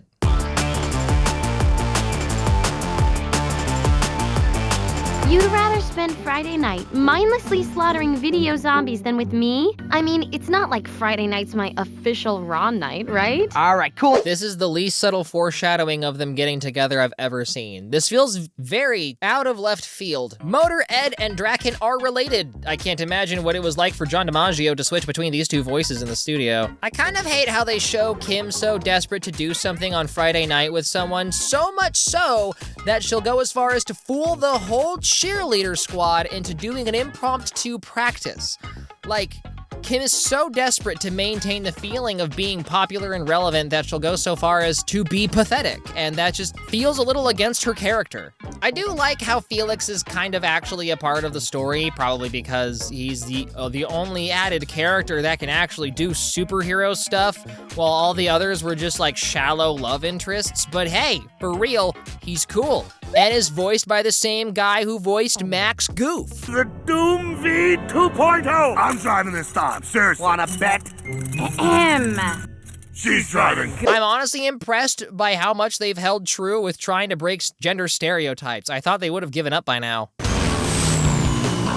No way! She took my wheels. That is bogus. If he were real, Motor Ed would be way more mad. Have you guys ever dealt with Harley riders on the road? They are insufferable. Literally, like, my dad rode motorcycles when he was younger. And I mean like popping wheelies and running away from the cops kind of motorcycle. The whole shebang. So when he got older, he decided he's gonna try and get a Ducati, just like to have a motorcycle again, because it had been years since he had a motorcycle because he was busy, you know, raising us. He ended up selling his motorcycle like a few months later because while he was riding his motorcycle, he stopped next to some other guys that were on motorcycles, and he looked at them and waved and said hello. And the other guys looked, scoffed at him, and then kept going. And you know what? Those guys were riding Harleys. Every single time he had an interaction like that, it was always people on Harleys. He wanted to try like a different kind of motorcycle, and they treated him like a freak. So, oh my goodness, they remember Josh exists. I'm actually shocked and not at all invested in this story. Funny enough, they do establish that Kim is over Josh, also establishing that Tara is moved on from Ron, so both of them are canonically single. The writers were gearing up to have Ron and Kim get together, but then they remembered, oh yeah, they have pre-established love interests that they now have to undo. And we didn't even see them break up on screen. It was one conversation of like, yeah, I'm not really into them anymore. Oh my gosh, neither am I. I guess we're both single now. What a coincidence. They definitely forgot to fix that while they were working on this. It's called Now, just get on with it. How about you get on with it? Not the time to question the nature of our relationship. Yeah, as much as I want to be on Shigo's side, isn't she, like, paid to fight Kim, contract and everything? As much as they like to break gender stereotypes, they do have an episode that is literally just the emotion swing device, and it's only affected the female main characters. So, not sure if this is a good look for them. Oh, they put this in to streamline their relationship. I get it now. It's a functional misogynistic episode. It all makes sense now. Oh no, I forgot Shigo is affected by it too. Oh, I hate this. This is wrong. I do not ship this. I honestly don't really ship Ron and Kim, if I'm gonna be honest, but I really don't ship this. I do appreciate how both Ron and Draken recognize that this is abnormal behavior and are actively distancing themselves from the girls. Unlike a certain sweater-wearing character from Obsession, they respect their partners and aren't going to take advantage of them in this situation. Major respect for this, guys. Which would establish that when Draken wanted to clone Shigo, he did not want to clone her for creepy reasons. He wanted to clone her specifically just for evil villain reasons. Shigo was still in the right not to be cloned though. Let's get that straight. Tonight's the big Middleton Days festival? You want to go to the festival as my date? Oh, I thought you'd never ask. Wait, but Hey guys, Wait. Yeah, after that kiss, Ron starts fighting his own fatal flaw, his insane ego. But even then, he still manages to overcome it and decides he has to break up with Kim. Excellent move, writers. They're handling this as best as they can, I guess. Kim's ready to... Hello. I felt like dressing up. Ron still awkwardly breaks up with Kim, all the while not realizing that he's indirectly throwing her emotions out of whack, and Wade gets the communicator back and the scientist explains everything that's been happening. Literally the entire time I'm sitting there like horrified that either Ron or Draken are gonna say something about their time of the month. I was waiting for that to drop, and thankfully it never did. I did fully expect that to happen in the probably most misogynistic episode they've ever made. Draken breaks the emotion device, and now Kim and Shigo are stuck in rage mode. You know, a lot of people focus so much on Shigo and Kim being strong and independent and how attractive that is, but I think we fail to recognize the rise of cute, pathetic men that was standardized in this show. Both Draken and Ron are both adorable when you really think about it, and pathetic men are in demand right now. Guess the crush and everything was all modulator, huh? Not everything. There's still fireworks. These writers are not subtle about what the finale is gonna be. Sorry for anyone watching this that hasn't watched Kim Possible before. Spoiler warning. I know I make these Unhinged recaps so that you can get a blast of nostalgia, and for people who don't have to suffer through watching the whole thing if they never finished a series. But like, come on, they're laying it on thick. Explanation now. That mysterious glowing ball, the weird smoke. Whatever you do, don't touch anybody. Did it have to be their butts? They're my older sisters. I got all the brains. I got all the looks. And Bonnie got the rest. No, don't do that. I don't care that she's bullied at home. Bonnie is still a terrible person, and I refuse to feel bad for her. I was wondering if a lovely young lady such as yourself would be interested in purchasing some delicious pixie muffins. Wow, he bought 3 cases. I don't know how else to interpret this other than that man being closeted, and that was the most gender euphoria they've ever felt, and that kind of makes me sad. Call this incognito? Zorpox the Conqueror. And I am... Sheila of the Leopard People. not feeling 100% on the catsuit. I worked with what I had on hand. Hang on, why does Wade have that costume on hand? Does he wear it, or does he have someone else wear it? There's so many questions now. There's a whole convention for supervillains. At this point, I have to start creating fan theories that supervillains are like the status quo, and superheroes is actually like a super niche, and I guess police don't exist. I don't remember seeing the police a single time. Military and private security, sure, but never police. Ron accidentally gets all of Draken's villainy, and turns out Shigo is really into evil. So everyone out there who wants to attract their own Shigo, it's time to start making evil schemes. The world will surrender to me first, not us. Me! You're just the hired help! Ready to roll, Kimmy? Road trip to visit my Uncle Slim. Slim? Wait, is this another cameo episode? There's only one person I know who goes by Slim. Oh my goodness. Hey, Squirt. Come on, Slim, don't call me that in front of the kids. Too many artists are switching to country. Dr. D, I can't believe you're just now getting cable. I thought it was just a fad. In a weird way, it was a very long fad. A lot of season 3 is dedicated to quirky one-off episodes that are more cultural references than anything else. We completely avoid developing any characters or the world or expanding the world. We're just doing funny haha side missions. Like them getting sucked into the television in the whole episode is just them jumping through parody shows. I will admit, evil eye for the bad guy made me chortle. Plus, I mean, look at Draken. He does look chic. Like, he came straight out of He-Man. He's got a better build than I would have thought he would. I thought since Shigo does all the fighting, he'd let himself go, but I guess not. We get an American Idol spin-off episode. Not only do we get a really bad rap performance from Draken, but also from Ron. And I'm all but certain there was not an ounce of melanin in the writer's room when writing these raps. Oh, look at that. I was right. We're finally bringing back Yori and the Yamanouchi school, not Yamaguchi, which translates to the mouth of the mountain, but Yamanouchi, which I have no idea what that means. Their sensei was captured and they need Ron to save him. Ron still isn't allowed to tell Kim about all of his kung fu action adventures, which kung fu is not Japanese, by the way. So you think Yori's working for Monkey Fist? Did I say that? No, I did. It's a theory. It's kinda jumping to a conclusion. And Kim is now possibly maybe jealous because she's possibly maybe developing feelings for Ron. Kim interrupts Ron's solo mission. Ron has to tell her everything anyways. Yori tells Kim that Ron is a great hero, the chosen one, yada yada yada. Plot twist, Monkey Fist didn't capture Sensei. The gorilla people that just so happened to be in the same vicinity as Monkey Fist did it. Secret Gorilla Dojo Dungeon Casa House. Spare us your senseless babbling. Sensei's got nothing but love. So good, so good. Turns out the gorillas actually wanted Monkey Fist because their leader is actually Amy. She turned herself into a gorilla, and Monkey Fist is actually not into her and is apparently repulsed by her. So, yeah, that's it. Mission complete. Feels a bit of a fizzled out ending. Ron gets another smooch, so now Kim knows there's competition. Hello? Anybody home? Whatever. Hun, you know how I feel about showfolk. Oh, they're just like you or me. Except they're wealthy, beautiful, and live by no recognizable moral code. I'm certain the creators knew more than what they were letting on. Season 3 is a remarkably short season, but Disney, during this time, only really greenlit like 3 seasons at a time for a TV show.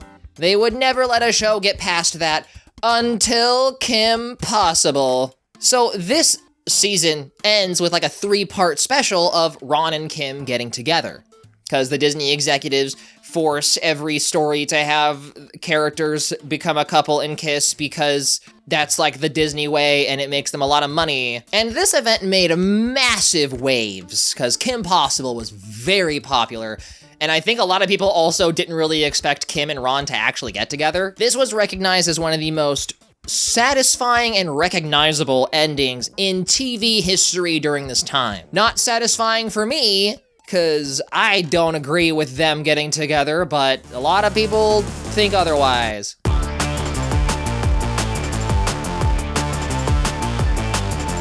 We revisit Kim's original pilot episode mission where she has to re-save the CEO of a Japanese toy manufacturer, Nakasumi Toys, calling back to the very origin of Kim Possible as a TV icon. Followed by a James Bond-style opening and angelic yet mysterious rendition of her theme song. It is his personal touch. Boom, every kid on the planet wants one? Do not tell the shareholders it is so easy. Wait, you speak English? But enjoy whispering to Miss Kyoko. Nakasumi-san is a little, would you say, wacky? Oh, they fucking. I'm sure of it. Britt, I'll come over when you're done working out. Oh, and don't shower. I like it when you glisten. That's gotta be a lie. She likes his stink. She's freaky like that, calling it now. Geez, they really let the creators be horny in this movie. And I love it. Thank you very much. I wish they'd do it more. Oh, maybe I take that back. Kim is trying to figure out who to take to prom, and she's probably maybe gonna go with Ron. But don't forget that Kim is self-conscious about maintaining her super cool image, so Ron would mess with that. Hey, I'm Eric. Rufus knew this guy was bad news based solely on vibes. You see where this is going? New and more handsome guy slides into her lunch table and immediately starts crushing, and Kim starts flirting back. Here's the thing, Ron and Kim both have problems. Like, their relationship isn't really all that healthy. They have more of like an unhealthy attachment, if I'm gonna be frank. Ron never really bothers to better himself, and Kim, frankly, is a little bit conceited. Obviously, there's nothing wrong with them individually, but I never thought they'd really work as a couple. Kim's dad is working on a thing that can self-replicate machines. Draken kidnaps him. Wish to delete a file, Hephaestus. No! Yes. Time to go to the rescue. What did Draken do to you? I have no idea. He captured you in your lab, right? Did he? We get another semi-suggestive scene with Kim as she tries to figure out what happened to her dad. Also, Draken now owns the toy manufacturer and Bueno Nacho. Yes, this is important. He's putting toys in the hands of every child across the world. Kim and Ron have a heart-to-heart where Kim basically tells him that they'd still be friends, but Ron really needs to grow up. And it does hurt hearing this conversation because it's really telling all the kids watching that it's time to grow up, that Kim Possible is going away, that it's time to move on to something new. You want to know what my mission is? To take you to the prom. Prom is already here, that was fast. And they danced to a Corbin Blue song while Ron is alone at Bueno Nacho again. Gasp, the food is evil. And Ron doesn't care, he only cares about how they took away the bendy straws, which honestly, I get it. Wade gets the CEO's number for Ron, and Ron finds out that something is wrong. Very wrong. Draken discovered the evil of fast food corporate America. The ultimate evil nobody can escape. He narrowly escapes the army of toy robots that don't really seem to be that big of a threat, but he gets away. I think Wade would understand. Yeah. Ron tries to tell everyone, but dang, those robots act fast, and now his reputation is... I was gonna say worse, but honestly it's the same. After Ron explains everything, Kim is actually the only one who believes him. Eric is upset, because obviously I would be too, but also you'd think he'd be chill after finding out that Ron is right. You gotta admit, Draken is really good at logistics. Getting all this done so fast would take years, but he got it done in like a week. So anyway, since those little toys are filled with self-replicating machinery, all of them can become giant robots. We sure do love the taking out the Queen of the Hive trope. Apparently, if you destroy the signal, you take down the robots, which why wouldn't there be like a ton of signal relays or just make every robot autonomous like an actual villain? And also, Draken kidnapped Eric. Time for a new battle suit that was never talked about until literally right now and doesn't look nearly as good as her usual off-the-rack attire. Were they hoping to do like a super-powered Kim Possible spin-off? Like what she'd be doing if she were an adult doing super spy stuff? Because I love the vision, it's a cool idea. Still stupid how this suit was just randomly dropped on us. Didn't know you cared that much. Eric, you're okay. Actually, here, I'm known as Synthodrone number 901. Wow, the random new boy turns out to be a villain trope. I never saw that coming. And thank goodness I hated that guy. There are guys out there that are better for you than Eric. You really think there's a guy out there for me? Out there, in here. Oh. World domination time! Ron does one legitimately cool thing. Kim shoots the special fix-everything gun. Eric stops the bullet, but we get another fake out of Rufus popping his skin and melting him. The fix-everything bullet hits the signal tower, and everything is fixed. You ruined Bueno Nacho. Say my name. Say it! Stoppable! Booyah! Does this count as him growing up a little bit?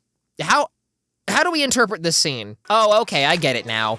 We're just giving them a chance to aura farm, making some scenes that will be good for the trailers. She's dating that loser. Kim Possible and Ron Stoppable are dating? Can I be honest with you guys? A Stitch in Time was better. This special was just mediocre. I never understood the hype behind this movie. Yay, they kiss. We get closure. Okay, but let's be real for a second. A Stitch in Time had every single character participating in the plot. We had genuinely good plot twists and jokes. The most interesting thing about this was that like Draken had a plan that was actually decently well put together. Ron doesn't really grow up much or prove that he deserves Kim. Eric just wasn't in the way anymore and Kim still needed a date. It really gives, she chose me because I'm the nice guy. Sure, I'll give it that Ron finally told Kim how he feels, but Kim was on the fence of choosing Ron or not as a date to the dance, even before Eric was a thing. So I feel like that's not very convincing. This just tells me that she wasn't very into him. Like, it feels very forced. I haven't had my jack-o'-lantern on this entire time. Oh no. It's not a Negative Legend video without my jack-o'-lantern. I'm sure there's going to be a lot of people that are upset at me for not liking the finale, but I'm pretty confident in my answer because I watched this for the first time with my sister, and even she looked at me like, ew, really? They're together now? What? Huh? Both of us were grossed out. Even back then, we knew it didn't work. The vibes were bad. There is literally no chemistry between them. Okay, there's a little bit of chemistry in terms of friendship, but in terms of like a relationship, And we know that Disney forces the romance angle on like all their characters to sell toys and make people happy and blah, blah, blah, force happy ending. We can't have nuance in Disney. And often clearly Disney is right. People still herald this as like the biggest mind blow moment of their childhood. I herald this as one of the biggest missteps in animated television. Kim Possible was so popular and this was so big that there was enough outcry from fans to get another season of Kim Possible. No, not yet. We need to talk about the Lilo and Stitch crossover episode.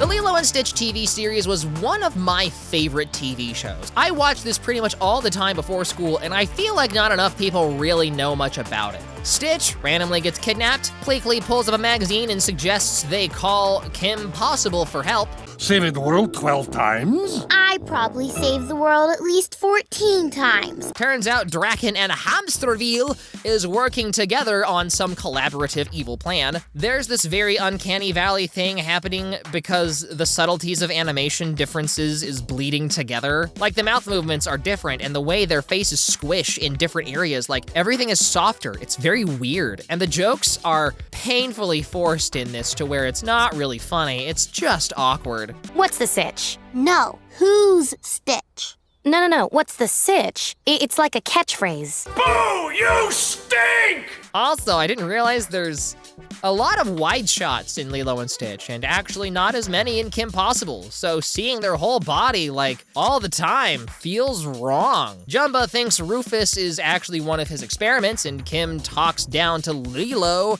saying that Lilo shouldn't be trying to help because she's too young in this dangerous situation. And as if being 16 is so grown up. I have an idea. Why don't you sit down quietly and safely while I look for clues? Like this? Oh, don't tell me. This feels super against Kim's character. Yeah, because that's what I wanted from two of my favorite characters. For them to not get along, and for them to not team up, and for them to not work together. Great idea, guys. I love how in the team up episode, they don't actually team up. Why would they make Kim act like just another adult that looks down on Lilo? Stitch breaks out all on his own. It's underwater. Stitch can break out of pretty much any prison.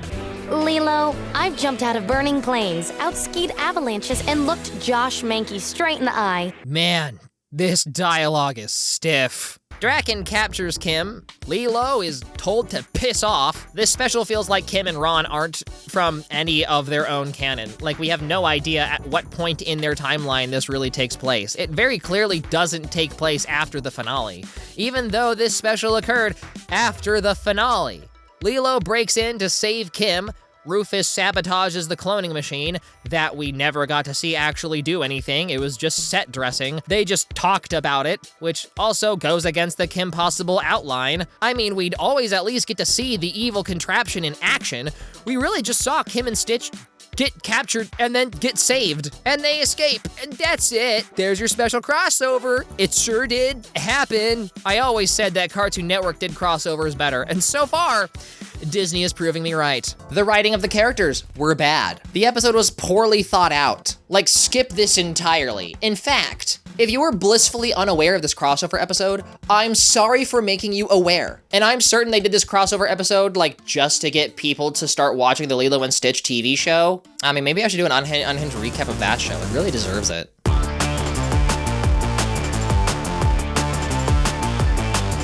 Literally no time has passed. We start literally exactly where we left off. We see them kiss again, but oh my God! Oh geez, that was actually scary. I can't believe they do that to me. That's messed up. So we're keeping the power suit? Oh, okay. And Ron doesn't get one? Senior cheerleader. You know what that means? You must date a jock. It's non-optional. And immediately Ron is insecure in his relationship and is afraid Kim will dump him for someone better because he never really had any self-confidence in the first place. Oh, he's like so pathetic, but in a bad way this time. So he does what any good boyfriend would do and steals her new power suit so that he can cheat at football and go on a little power trip. You know, just like what any normal person would do. He's doing it for Kim, somehow. Now that I think about it, I'm surprised it took us this long to see a football game. Like the only time we see Kim actually cheerleading instead of like at cheerleading practice is only when a man gets to be on the football team. You feel your arms and legs locking up? All your battle suit now belongs to me! They come clean. Kim reassures him that she doesn't care about dating a jock. She just wants to date her friend, so long as he's not a total idiot fuck up like he often always is. There's your episode. That's episode 1. Ron takes Kim to a fancy restaurant, and he insists on pretending like they're 12 so they can get the cheap kids meal and use his coupons. I would have broken up with him right then and there. They just keep proving my point that Ron doesn't deserve Kim. And I honestly kinda had some respect for Ron. Now it's like they're intentionally tanking that. This is supposed to be 1 year later, and so the voice actors for Jim and Tim grew up a little, so they just aged up their designs. Honestly, love it. Thank goodness they completely abandoned the power suit thing. I don't know what they were thinking. Also, I guess if a villain can hack into it, then it's more of a liability than anything else. I'm so happy they decided to do another episode with Shigo and Junior teaming up again, and like, Shigo is just helping Junior out without really any promise of a reward. She just likes working with someone properly evil. I'd ship them if Junior wasn't clearly gay and Shigo didn't clearly belong with me and no one else.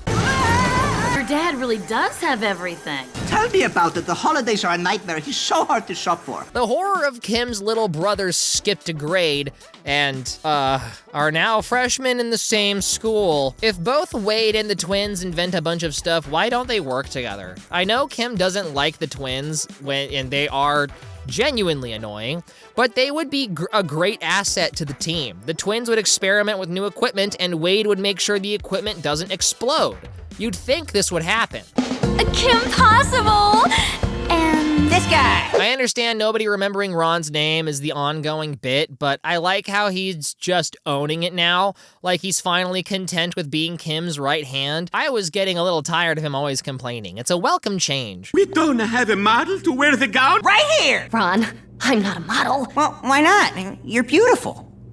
Okay, someone in the writer's room slapped the others and fixed Ron. Thank goodness. It's probably because this episode was written by a woman. They also add little shorts at the end of every episode during the credits. It's really cute. I always loved when shows did this. Except the one that heavily insinuates that Rufus is being sexually assaulted. I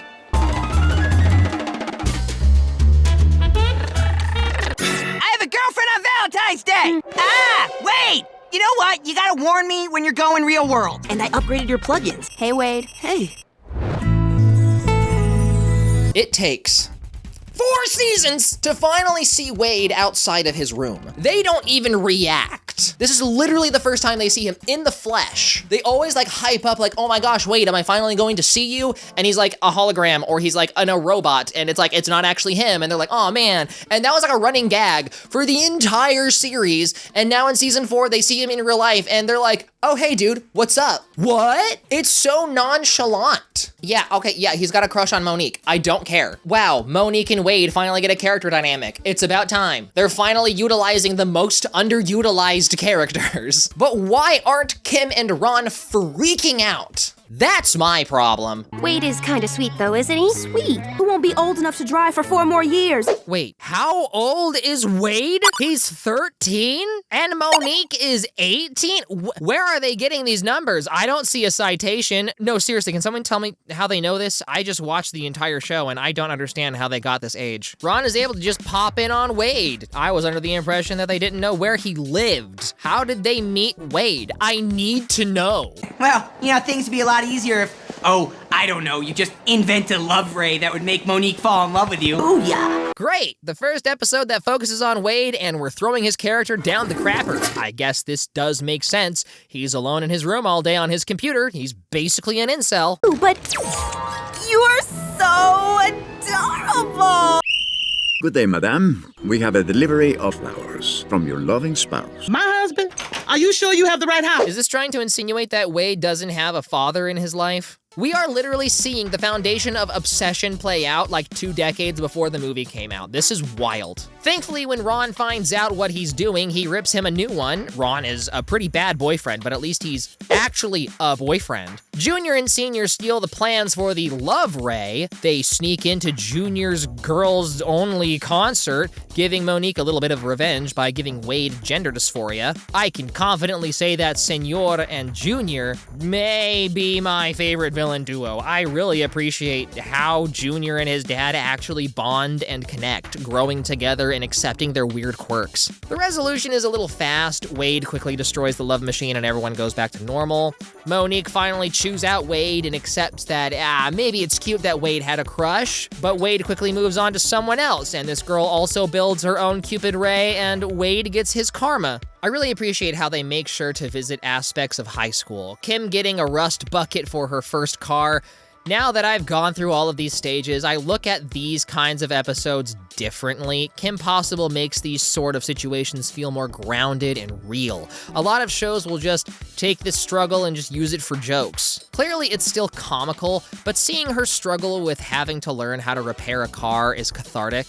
If I didn't have to learn to repair my car, I wouldn't. I have basically no interest in learning car stuff other than the promise of saving money. And beyond that, all I really want is an Itachi.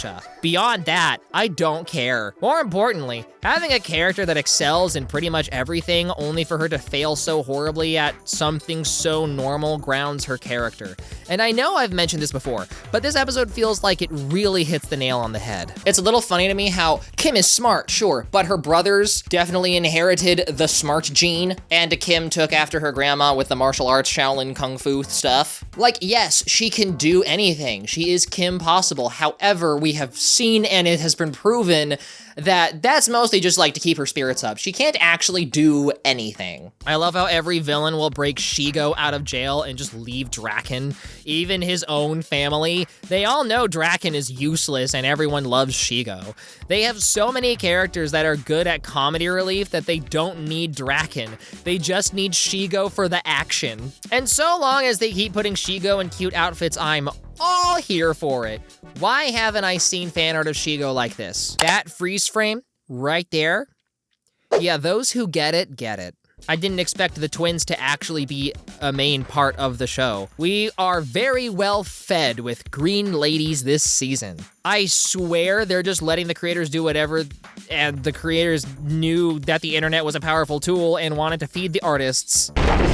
Warmanga can bench 1,300 Quelax. You can bench my Quelax any day. How does Draken keep pulling all the hotties? Oh, we're bringing back the battlesuit, okay. Season 4 really does feel like they're trying to iterate on Kim Possible formula.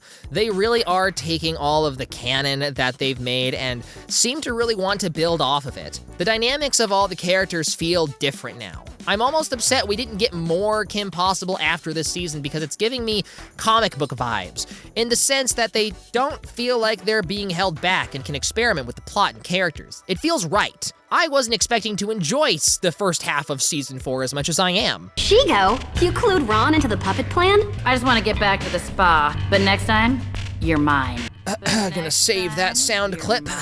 Ron has to take a health class where Barkins says that Bueno Nacho every day is bad for you, which pisses off Ron. So we get a parody of Super Size Me, which was debunked, by the way. Like, yes, you shouldn't have fast food every day, but nutrition is more nuanced than just fast food bad, healthy food good. If you were forced to watch Super Size Me in school, I really recommend you watch Fathead. It's free on YouTube and does a better job at navigating food in a healthy way. My teacher was forced to show us Super Size Me, but he was also like a health nut nutritionist sort of coach. So he opted to also show us Fathead. They were like, he also was like required to talk about like abstinence, which, I mean, like, yeah, abstinence, like, makes sense, but, like, he wasn't required to talk about literally any other forms of birth control, and I'm like, that's messed up. For our sex ed teacher, he surprisingly did, and I think he did a really good job. Well, this whole episode seems like a minefield of controversy, so I'm just gonna glaze over it as ew and move on.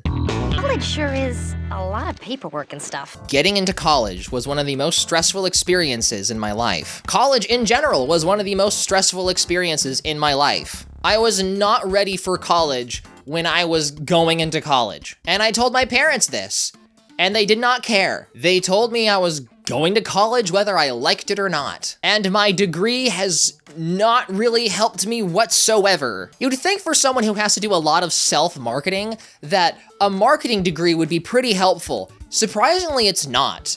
The best advice I can give you is look at your analytics. Learn to interpret them. There you go. That's my degree at work. That's all I needed to know. But most everything I'm learning is through networking, which they didn't even have me learn. I just had to figure out networking on my own, and as someone who is very anxious and very introverted, that was not easy. Both her parents are trying to get her to go to their respective colleges, and they speak of college so fondly. I hated college. Like, I was miserable and crying more so in my life than any other time. I didn't make any friends. I had no social life because I had so much work while also building my YouTube channel. I was so stressed about money that I wasn't eating to try and pay off my loans as fast as possible. And to top it off, I graduated during COVID, so I got to watch a video at home for my graduation, and my granny's health was declining due to Alzheimer's and dementia, so I was also helping take care of her during the whole thing. I cannot tell you my deep loathing for college. People hated the battle suit so much that they ended up giving her another new suit, which is, I mean, it's a lot better than the battle suit, but it's still not as good as her original design. Like, why are they trying to push this so hard? Why is my room a nursery? Our family has adopted a precious little girl.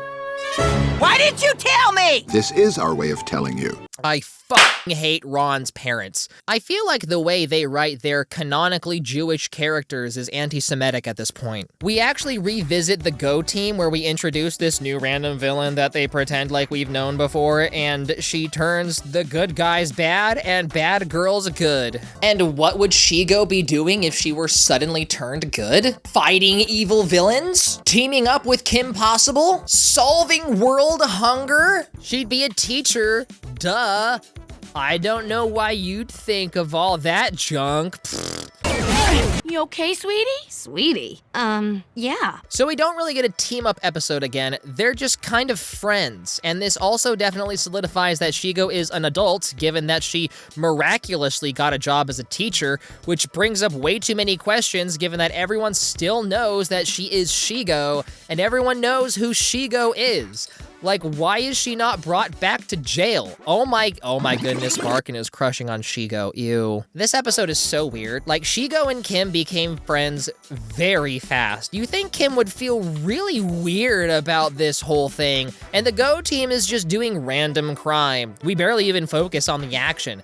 The season has a lot of episodes that doesn't focus on action, which cuts out like half of what made this show engaging. It leans heavily into the comedy and slice of life drama. Plus, the Go team should be way more evil, or maybe Shigo is so evil, now she's so good. And the Go team was just sorta good, and now they're sorta evil. Stevie's taking me roller skating. Rufus, tell no one, but I'm missing the old Shigo. You and me both, buddy. So they realized that maybe it's a good idea to switch the Go team back to good. Took them way too long. And apparently when Ron is turned evil, it's like the only time he's actually able to use his monkey kung fu effectively. A bunch of trial and error firing off the lasers, and every member of Team Go is good again, and new random villain is defeated. This episode was really lame. A lot of the episodes feel half-baked. Obviously, Ron accidentally changes her back and everything goes back to normal, and this was a total waste of time. Hope you enjoyed this as little as I did. We learned nothing about Shigo when she was good. We learned nothing new about the Go team. Things just happened. They know Shigo is a popular character and they just didn't do anything with this. Hey, Robo Buddy, thanks for the lift. Fraternizing with the new stock bots, I see. It's just a matter of time before these stock bots take over our jobs and then the world. Barkin is someone who would definitely use the hard R when saying clanker. Also, now he also works at Smarty Mart as well as being a teacher. I don't get why. So Ron's newly adopted baby sister can walk up walls and can defy gravity. Skipping over boring details, they figure out that his sister actually comes from the Yamanouchi School of Ninjas. Monkey Fist unleashes more ancient evil monkey magic stuff. You'd think there'd be a lot more information about this stuff if it's basically all over the world. And behold, Yono, the Destroyer, some monkey dude. Where are my monkey powers when I need them? I was literally thinking the same thing. We haven't seen Ron do anything supernatural since the episode with the Lotus Blade. They never addressed that. Through the supernatural powers of the Wiggles, it's not Hannah, it's just Han, learned enough ninja skills to go toe-to-toe with basically a monkey god, and also because she's the natural polar opposite to this monkey god guy for some reason. Don't ask how, she just is. Who was her parents? Great question. You don't get an answer. The baby defeats Monkey Fist, and that just undoes all of the magic stuff. Yeah, that's the episode. Monkey Fist is now a statue because he failed Mr. Monkey God, and so there's your conclusion to Ron's big arc or something. So we don't even utilize the Lotus Blade thing. Ron didn't even really do anything, even though he still has the mystical monkey powers. Nothing about what has been developed came to fruition. And he was just given the Japanese baby of destiny that did everything for him. Can you imagine if Naruto was about to go up against Kaguya and then Jack came in and just fixed everything for him? That was basically what this whole plot felt like. His system is 100% incorruptible.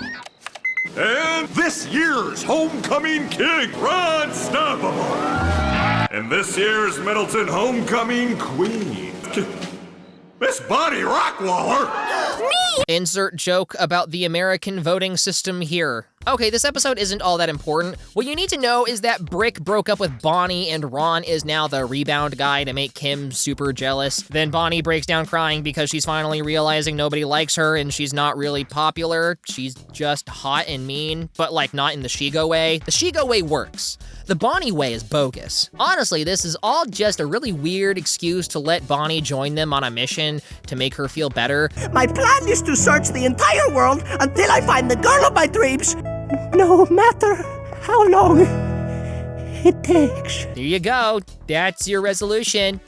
Moving on. We have a whole episode where adults are turned into babies. Can anyone say barely disguised fetish episode? How many times did you go through that machine? Well, you know, I find the giant diaper a delightful change of pace. No! They got Ron! Season 4, or really the end of the entire series, ends with Kim and Ron preparing for their high school graduation. And what better way to do this than by Ron appropriating a culture that is not his, just like we've done quite a lot during this show, if I'm gonna be frank. Huh? Hope you like skiing, cause it's downhill from here, Sonny Jim. So we're getting another plot where Ron is in his head and is afraid that graduating will somehow cause Kim to break up with him. Actually, wait, this is valid. They're high school sweethearts. The likelihood of them lasting is incredibly low. This is the first Ron freakout episode that I can actually get behind. Kim graduating is big enough to put her on a magazine, which I'm honestly surprised took this long. Okay, future. I'm ready for anything you throw at me. Draken gets abducted, Kim gets abducted. You guys remember that alien girlfriend that Draken had that one time? Yeah, that's the grand finale. I mean, okay, I thought that was Drax from Guardians of the Galaxy, and I had to do like quick math on when Disney bought Marvel. Casual World Conquest, you've all seen this before. If Kim's lost in the stars, we're gonna need a rocket. Oh man, this would be a great time to bring back that one monkey astronaut. You know, the first monkey Ron made friends with? It's a shame they don't. Draken is having gardening issue because of a failed experiment, whatever. Now Kim is free. Honestly, ragged graduation gown is a better look than her purple outfit. Shigo decides that she's not super keen on the world being taken over, so she frees Ron and Kim's dad to help them save the world. And they go to her dad's job to get a rocket to save Kim. No, but in college, I wrote a Captain Constellation fanfic with a very similar scenario. Why am I always surrounded by geeks? Shigo, this is just the natural order of things. Goths attract dorks, unless you're me, and in that case, you're both, who also attracted a dork disguised as a girly pop. Ron! Yeah, about time you got here. Oh, come on. That was cute. I can't believe that this entire spaceship is manned only by 2 people. They shut down power to this ship without any trouble whatsoever. This is the first time we've seen all of them work together without mind control or brain alteration. Draken goes back to Earth to get his plant experiment thing. Ron admits to Kim that he can't live without her. Almost literally, because he'd definitely be dead by now without her, but Kim also admits that she is also freaking out about the future, that even if she's wildly successful, that doesn't mean the future is still nebulous and scary. They're both entering adulthood, and frankly, this time sucks regardless of who you are. And then Draken shoots his goo all over the robots, and it sprouts super powerful plants that takes down all of their robots. The world is saved thanks to Draken.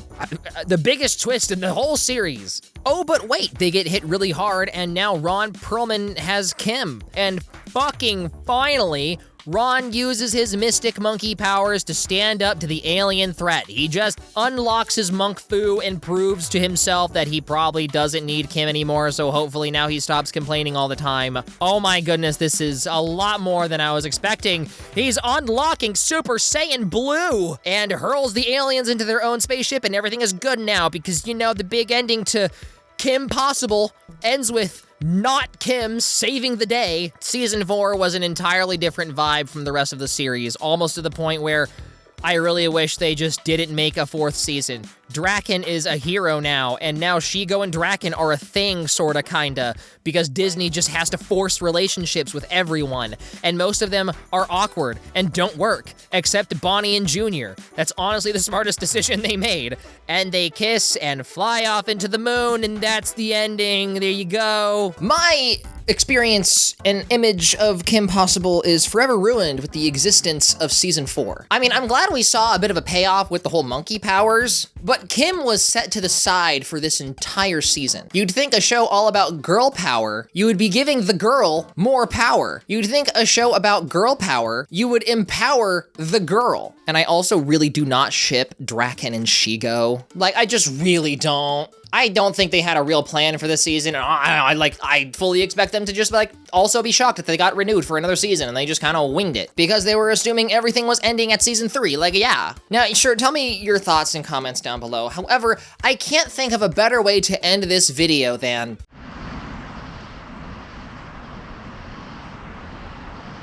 Can I get a shot?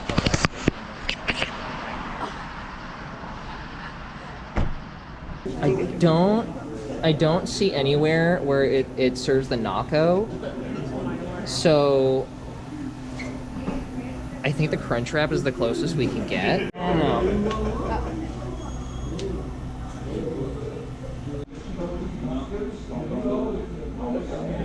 Wow. Well... I'm so upset.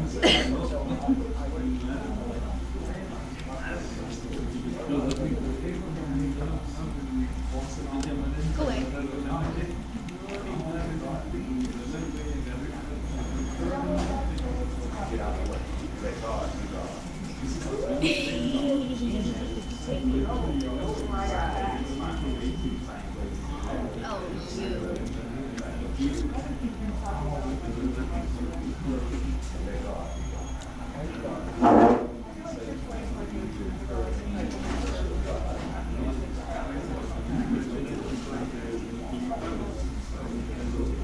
Because all I really need is like 5 minutes. I don't think there's gonna be like audio. I don't think I'm gonna play the audio while this is happening. Did you use all the napkins? I have this one. I guess so. I'm sorry. Do you want me to get another one? Should I wait? No. I'll get some more. Or I can suffer it. And my hands are gonna be gross anyway. Would you like me to get one? Nope. Don't bother. I've consigned to being gross. That is the Taco Bell way. If what I'm putting in my body is gross, on my body can also be gross. Taco Bell's actually not that gross. Elaborate. Well, yes, the animals are old, but like they try to use morally right quality. Source. I forget. Yeah, I would forget too.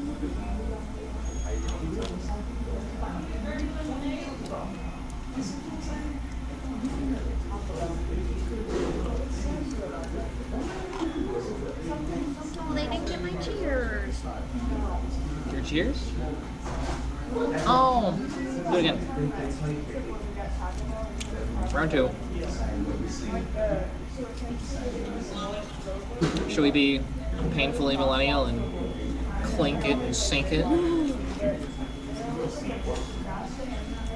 Good thing I don't hear any of that. I was taking a picture with someone one time, and apparently my go-to is also to do the peace sign. And they're like, oh, the millennial peace sign. And I'm like, that's a millennial thing too? What? Should I be embarrassed by it? That's just my go-to. I learned that as a go-to from somebody younger than me. What do you mean it's a millennial thing? At this point, what isn't a millennial thing? Is it These fries are so good. Is it a millennial thing, or is it just their way of saying it's cringe? It was at a furry con. It better not be cringe. Everything there is cringe. That's the beauty of it. But now I'm self-conscious about it now. And I'm probably not going to stop.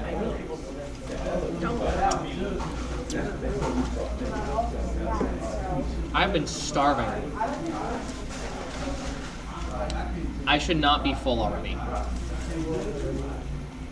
I didn't have dinner. I was waiting. I didn't think it would take all day. I honestly didn't either. Yeah, no, I don't blame you. Don't get me wrong. But like,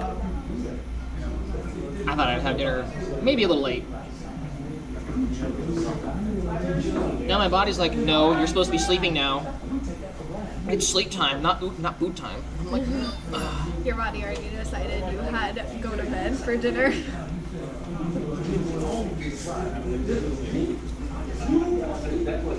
Oh, you're all dressed up. I'm post-shower. You had a more tough day than me.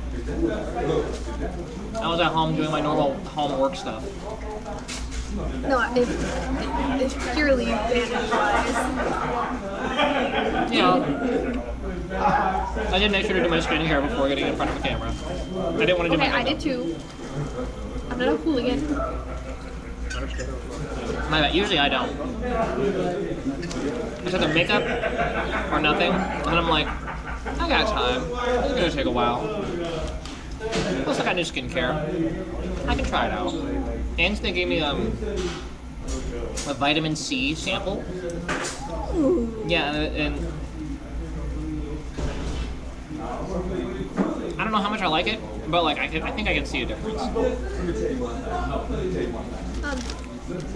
Do you do your skincare in the morning too? Mm-hmm. Nice. I just don't use the cleanser because I wash my face in the shower. Yeah. That makes sense. No,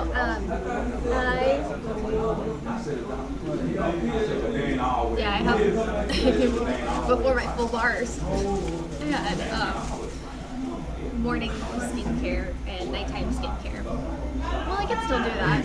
I can have 2 different toners. I love and hate you for getting me on Korean skincare. You look really good. Thank you. I know I do. Like, that's the problem. It's so expensive, but like it's so effective. They really got it down to a science.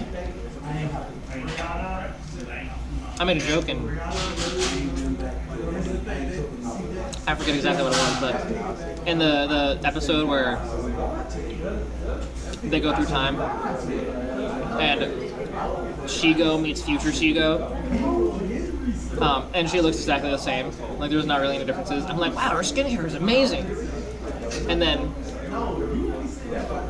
I think I talk about it again where I'm like, I know they clearly nationalized Korean skincare, but like seriously, she looks so good.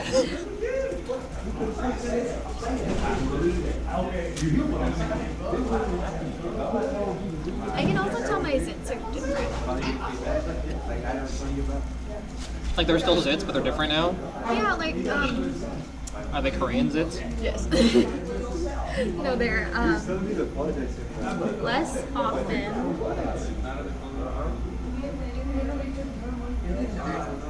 Or are they...